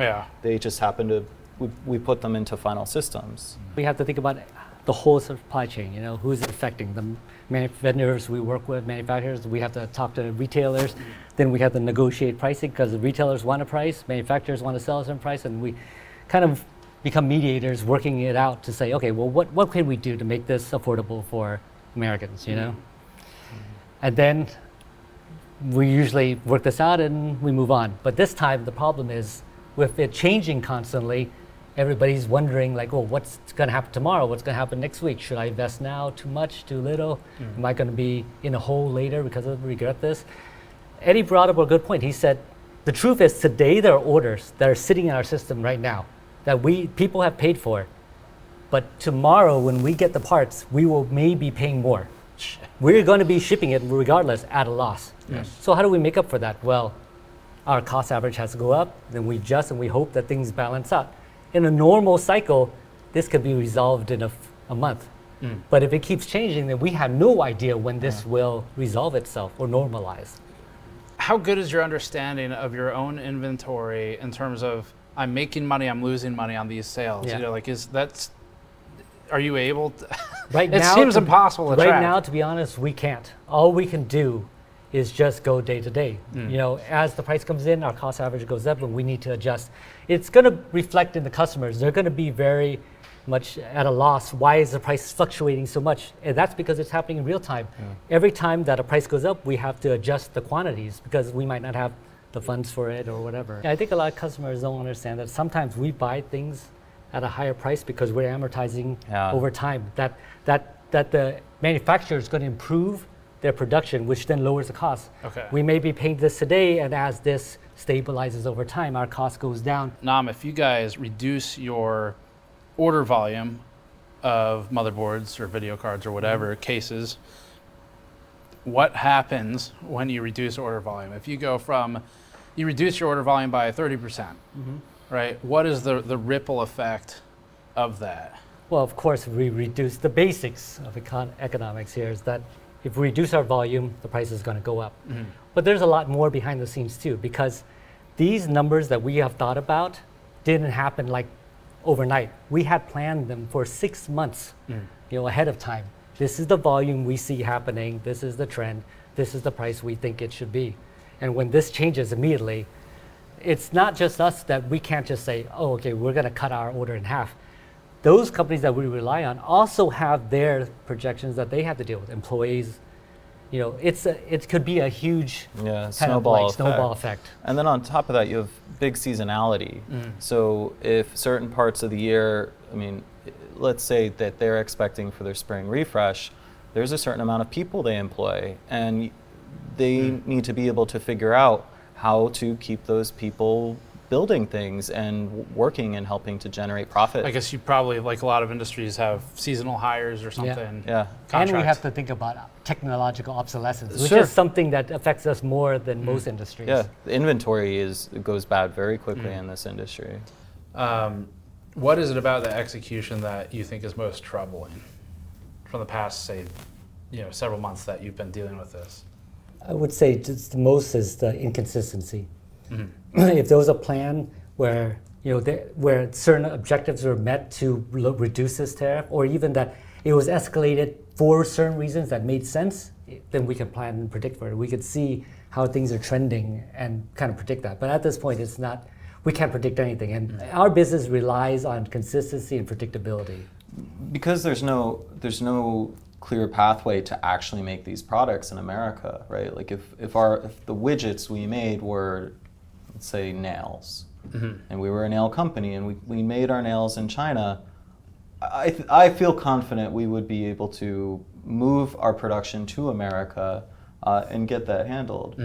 But because it's actually not within our capability to move the production to America, or even our immediate suppliers to move their production, or their suppliers to move their production, it almost feels like a bad faith argument, because the solution can't be to move it to America, because that's not possible right now.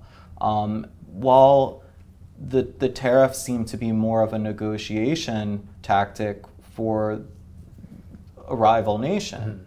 So we're stuck in the crosshairs with the rhetoric of, well, just move it and you won't suffer the pain anymore. But that's literally not an option. Yeah, if he said that they said that it's going to be 100% and this is it for the next 10 years, we can work around that. We will figure out a way. That's a good faith negotiation. Yeah, but the fact that you're saying, you're asking manufacturers to bring it to America, but they have to consider that cost. They're going to have to invest in it, and they don't want to invest if something's going to change. And the reality is, if we continue to import and sell products at the rate that we would, we will have run out of money within 2 weeks. So forget the let's pull ourselves up by the bootstraps and invest here locally. No, there's no money to do that. Right. Yeah, the ripple effects are part of that, I guess, comes from what you're saying, which is the surprise nature of the changes. The question is, what do you do, right? Like in this current situation right now, I'm sure you guys are having these conversations probably literally daily. So, I mean, how do you deal with it? So right now, I mean, if we have commitments with vendors, we just fulfill them. We have to accept them. We try to work as much as we can to remove the burden from the consumer. We work with the manufacturers, we work with the retailers. We're asking everybody to put in their part. What can you take out? What can you take out? How can we bring this down as much as possible? And that's what we've been doing. But at the end of the day, there will be a point where we'll be like, this is the most we can take out. And this is the price it's going to be now. And then we have to wait and see, will the market bear this price? The biggest worry that we have is not to be like, apocalyptic, but there is this potential of a collapse. Like what if everybody decides this is priced too high? Nobody wants to buy it. Everybody decides we're going to wait. How long are they going to wait? How long do the manufacturers have to wait? Everything starts to halt. And I want to point out some irony here. We shared with you our costs and the tariff fees. Right now our solution is we're not shipping into the United States, and we're depending on other regions to be able to move forward. CyberPower manufactures their products here in America. Yeah. They don't have other regions to do that. I see where the irony is going. So at a certain point, we may not collapse because we're able to sell internationally, but CyberPower is effectively an American-based company. Primarily in the U.S., I guess. Yes. And what percent of your business is in the U.S. in terms of purchases, I guess, or orders, whatever? It's about like 80%. Wow. Okay. 80% plus. Or more. All right. Yeah.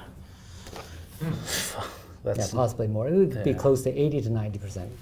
Do you think this kills some American companies? Not necessarily anyone's here at this table, but this is like a high stress event. This will kill some people. I'm thinking of the novel The Jungle and that kind of like worry where like, is money going to be here tomorrow? I need to start saving. And if they start saving, they're not spending this. We're right on the, everybody's arguing, is it inflation, is it recession? Or a stagflation, which may be even worse, somewhere in between, right? Next, we'll check in with Darren Su, who began his business in 1997 and formally co-founded iBUYPOWER in California around 1999. It also owns Hyte, which is a separate entity run largely by Jeff and Rob from earlier. Darren will be joined by Kevin Chiang, who manages purchasing. Starting in the 90s, in all those years, can you remember any situation like this? No, nothing like this, never. We've been through Y2K, financial crisis, Bitcoin crisis, COVID, now this tariff. It's unprecedented, daily changes, right? It's definitely different. Now it's almost on not even daily basis, on hourly basis. What is latest, right? Because we have so many containers on the way here. How would we combat? How do we stop ordering, continue ordering? What countries coming out, which we never encountered before? Never. I know we, just from the iBUYPOWER side, we were dealing with multiple suppliers from various countries. From just on top of my head, we have suppliers coming from China, Taiwan, local, Thailand, Malaysia, Indonesia, and we name Hong Kong, Vietnam, definitely. Yeah. Right. What about on the purchasing side? Yeah, just to add to what Darren was saying, right? Like, I think in total, I did a quick count. We have like over 60 vendors that we work with. Just because if we were to put a computer together, it's a total of like 10 components, a combination of 10 components, right? So to our understanding, each category is also different on how tariff is being handled. Yeah. So that's the hardest question I have today is let's do it. Do you know off the top of your head, do you know what the current rate is or the tariff is for the blanket China tariff, like right now? Do you guys know what it's at? Because I've heard like 65, 104, 125. To our understanding, it's 145%. Okay. Yeah, that's general. Yeah, general. Right. And could be more if your components including metal, steels, aluminum, you could add another on top of 25 or 20%. Right. Right. Where, Darren, where do you guys assemble your computers? So that's a good thing. Unlike many other companies that built simply overseas, so we import majority of our components from overseas, but 100% assembly, test, packed, support right here, local Los Angeles or San Gabriel area, this area. Yeah, I've been in the part of the warehouse next door. Yeah. Yep. So if they're assembled basically on the other side of these walls in California, how do the tariffs end up affecting you? If you can help walk people through, because it's you're the customer of all these other companies, right? So you guys are in kind of a unique position because some of the other companies we're talking to for this piece, they're the ones who sell you stuff, right? Yep. So since you assemble in the U.S., I think this is something people might be confused about, where it's like, well, it's the whole manufacture in the USA thing, right? It's assembled here, but the tariffs still affect you. So can you walk me through sort of the steps when you buy stuff? Yeah, sure. Like I was saying, like, you know, for us to assemble a complete computer, it's 10 components. We do buy from these vendors, probably you have interviewed as well, including add-in board partners, right, that sell NVIDIA cards. Unfortunately, when they import these, whether it's graphics card, motherboard, it's already tagged on to the tariff. So, you know, if it's a $500 graphics card, it'll tag on whatever the tariff rate from either Vietnam or China, right? And then be sold to us. And at this point in time, we have no choice but to take them and then, you know, build the system out of the increased cost that we're getting right now. Yeah. One of the component like cases, we do manufacture our own cases, unlike some of the other system integrator who may have like taken cases from other company, kind of, you know, white label or relabel it. So, you know, that's one part that I know our CEO as well as Darren's working hard in trying to relocate, you know, the manufacturing part either from China out to, you know, Thailand. Or Vietnam. So at least I think on that part is something that we could do on our part, iBUYPOWER's part, to try to mitigate some of the tariff that we're seeing coming out of China. Yeah. Right. That's maybe a good place to ask.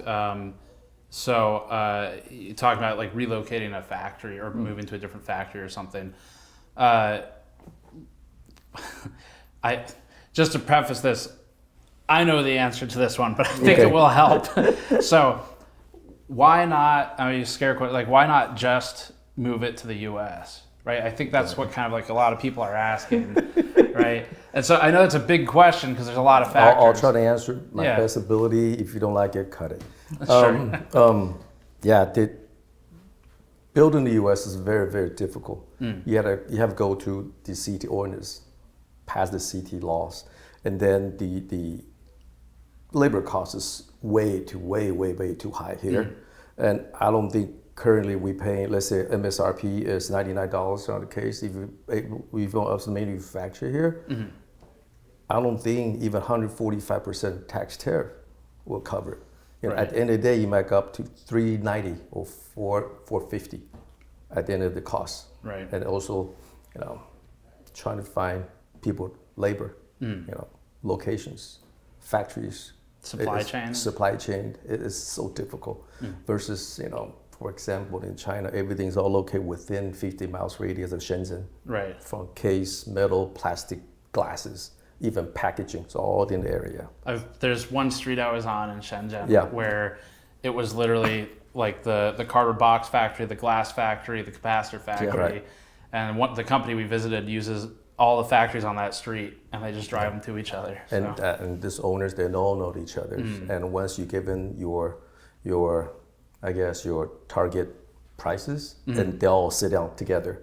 How much you can chip in, how much you chip in, how much you can work with. Let's all sit down. You know, iBUYPOWER wants this to be FOB $80. You know, how much you can, you know, it's almost like a family.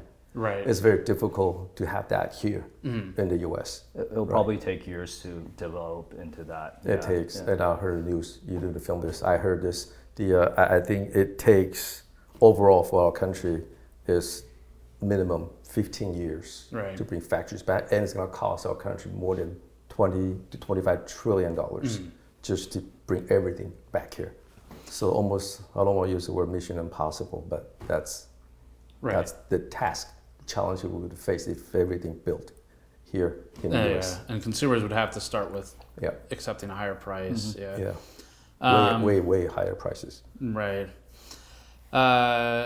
Will tariffs affect consumer prices? I think at least, I can't speak for the broad consumer, but I think at least for us, we're trying our best. Just like I said, we have different vendors to work with and try to negotiate the best pricing so that we're not, you know, passing too big of a price increase to the customers, right?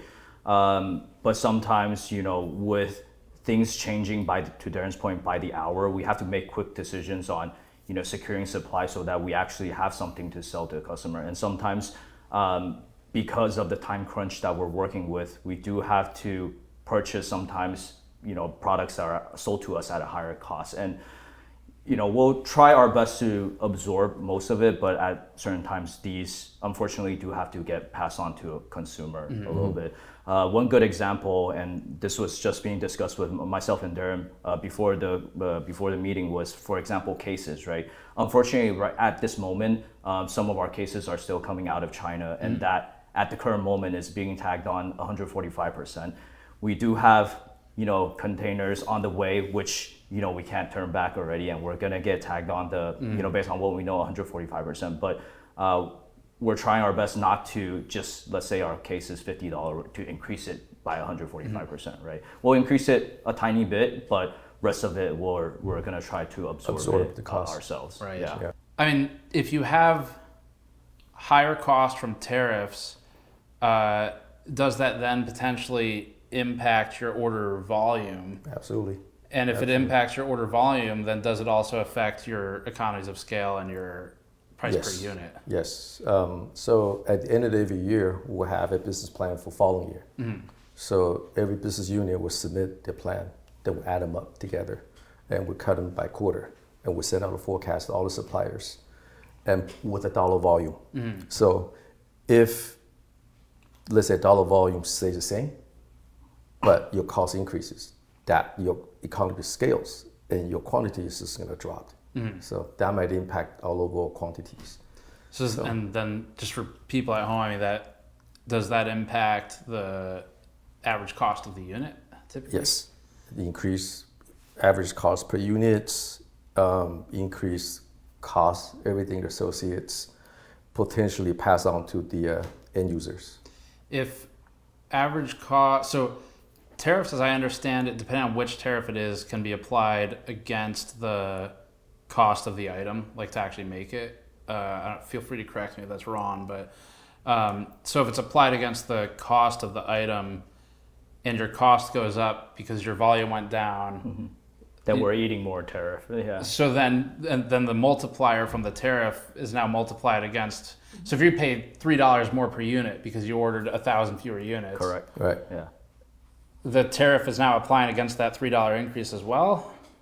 Is that accurate? Yeah, according to what you say, this is how we understand it as well. Yeah. So whether you pass on the end user or we absorb those costs. Right. Right. But if it's like 100% and you pay $3 more, now it's like $6 more. Yeah, $6 more. Right. Yeah. It's just this, like, it seems like it's like snowball effect. Correct. Yeah. So, okay. And then, by the way, tariff, we had to prepay those. We had to prepay. It also creates our cash flow burdens for the finance team. So we probably potentially need to borrow more money from the bank to operate business, increase interest, increase everything else. Like you said, snowball effect. Right. Yeah. Yeah. So what do you do? You gotta pay them. Like you can't abandon the container. You can do that, but there's potential lawsuit. Right. But it took me 25 years to build a relationship, entire supply chain. I don't want to ruin my credibility. Right. Because credibility means almost everything for us. Right. For the entire supply chain, just gotta eat the cost, pay the bill. Man. In your guys' opinion, what do you think is the biggest problem or challenge with how these tariffs are being rolled out? Forecasts change. The entire dynamic doing business changes. They change on a daily basis. I think it's just like there's no consistency. In one day, for example, last week, right? Like on Wednesday, we were, preparing that hey, China is going to be tagged on with the 54% tariff. Vietnam like 46 or something. 46%. And then just within 1 week period of time, it could go the whole other direction right now. And now that we're getting the 90-day extensions, right? So I think it's just there's no consistency, and it makes planning really hard. Although we pride ourselves in the flexibility that we have, right? We do grab from all these vendors, and they're very quick to return like these products to us. But for example, some of the stuff that are coming from overseas cases, keyboard, right? That takes long-term planning, right? Like 3 month, even sometimes even longer forecasts to give to the customer. And when things are changing that quick, we're not able to react fast enough or tell our vendors to react fast enough to it, right? Yeah. Do you think this affects jobs in the U.S., internationally? What do you think sort of the economic impact is? I can't. No, I don't know much about other countries, but for sure, here in the U.S. and probably China, the small to mid-sized business will definitely impact. Yeah, like we mentioned, we had a forecast earlier this year. All the numbers are going to change. When something changes, then we have to make drastic decisions. Right. What's good for the company. Yeah. That's what Cooler Master just said as well. Small and medium sized. Small, medium sized will impact the most. Do you think can you think of anything positive that could come from this? Nothing that I can think of at this moment. At least we don't see it maybe right now. Long term, that our government sees, but for that I don't see it personally. If you had a message to put out to people who are actually in charge of making decisions like this, I mean, is there any one thing you would ask for? And let's be all friends. Why fight, right? Right. Humanity, one big family, right? We can work things out. All right, I think now we're going to move over to Jeff and Rob. So sounds good. Yeah, I appreciate it. Yeah. During our trip, one of these changes included headlines about potential exemptions or exceptions coming in. Headlines led viewers emailing us to believe that all PC hardware would be exempt. And so we regrouped with Rob Teller of Hyte one last time to learn more about this.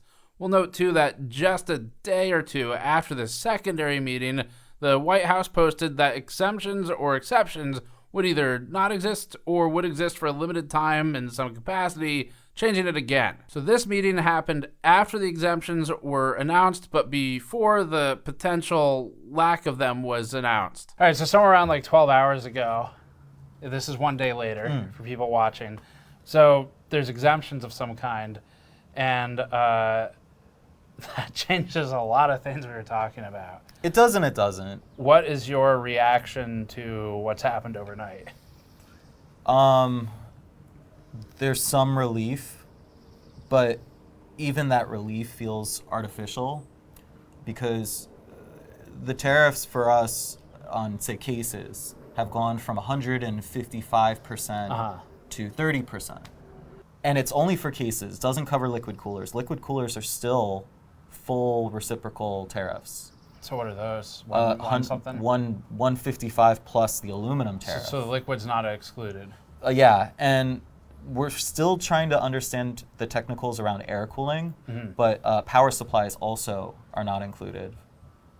In the exemptions? Correct. Meaning they're at the full tariff? Correct. What's frustrating about this is a lot of people are going to hear about this exemption, especially end users, and be like, it's over. Right. It's over. What is Hyte complaining about? Why are you guys so upset? The 155% is gone.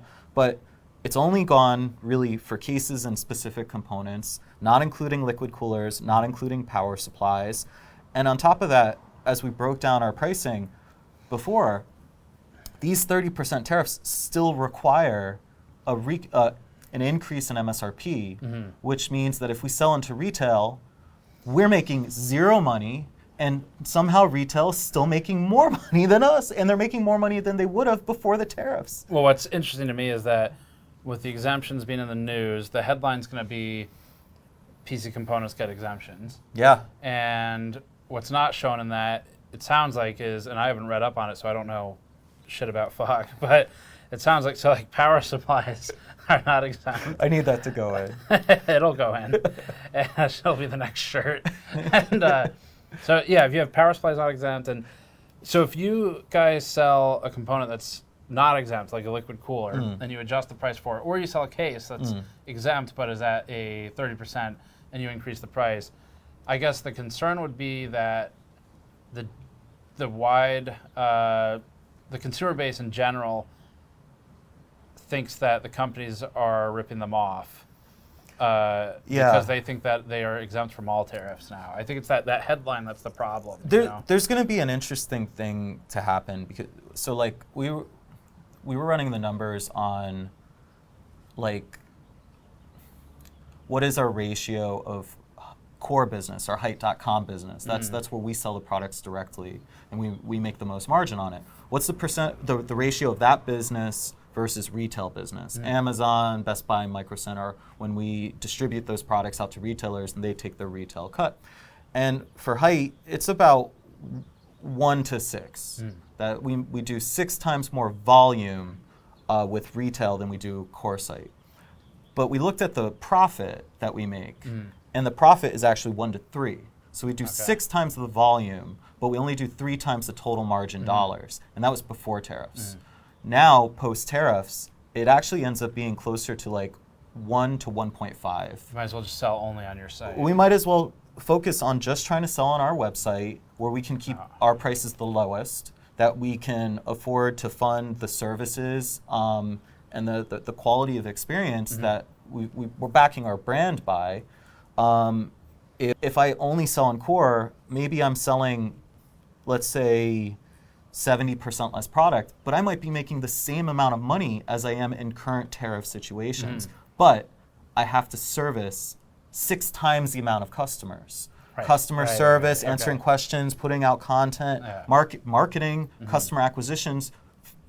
We would be paying customer acquisition fees to get customers to buy our product when they go to retailers, and we make almost no money on that. Yeah. Okay. So the calculations You're losing on this, more money than it even looks like just in the margin. Yeah. Okay. So when people ask me about these exceptions, this is what runs through my mind, because it's not over. The situation has not been finished, even though there's maybe a one-line title that says it's over, and people have these expectations. I think that's really the takeaway for me, is that, I saw that, I forget who it was, but the headline was PC components are exempt. And I'm learning from you that doesn't sound like it's even entirely true. Yeah. But how many other people think PC components exempt? You see prices go up and it's going to be, what the fuck, I thought they were exempt. Why is Hyte increasing the price on its liquid cooler? Yeah, or why can't I find Hyte products? Hyte must have done something wrong.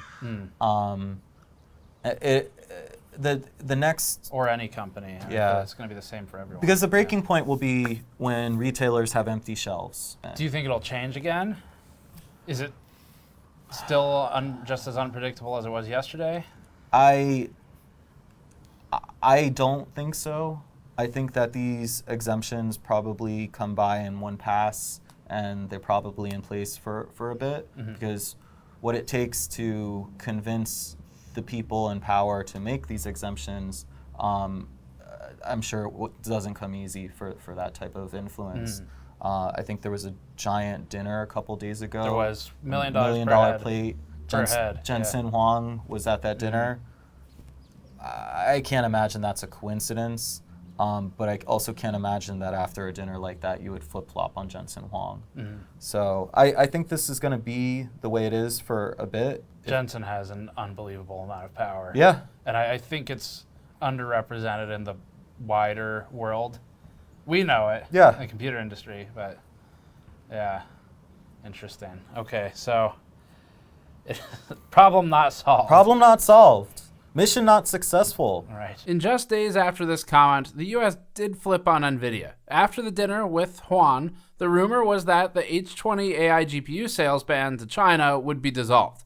Then days later, the US maintained its ban on the H20 AI GPUs, and then further posted that exemptions may not persist. There have been other updates since all of this as well, such as discussion of additional port fees for docking vessels, China vowing to retaliate against countries following the US's direction, and so-called customs glitches disrupting importers. The story continues to evolve and will likely continue to do so for a long time. We'll keep covering it and its impact on the computer hardware industry, positive or negative, as things develop further. Most of this can be found in our ongoing hardware news series.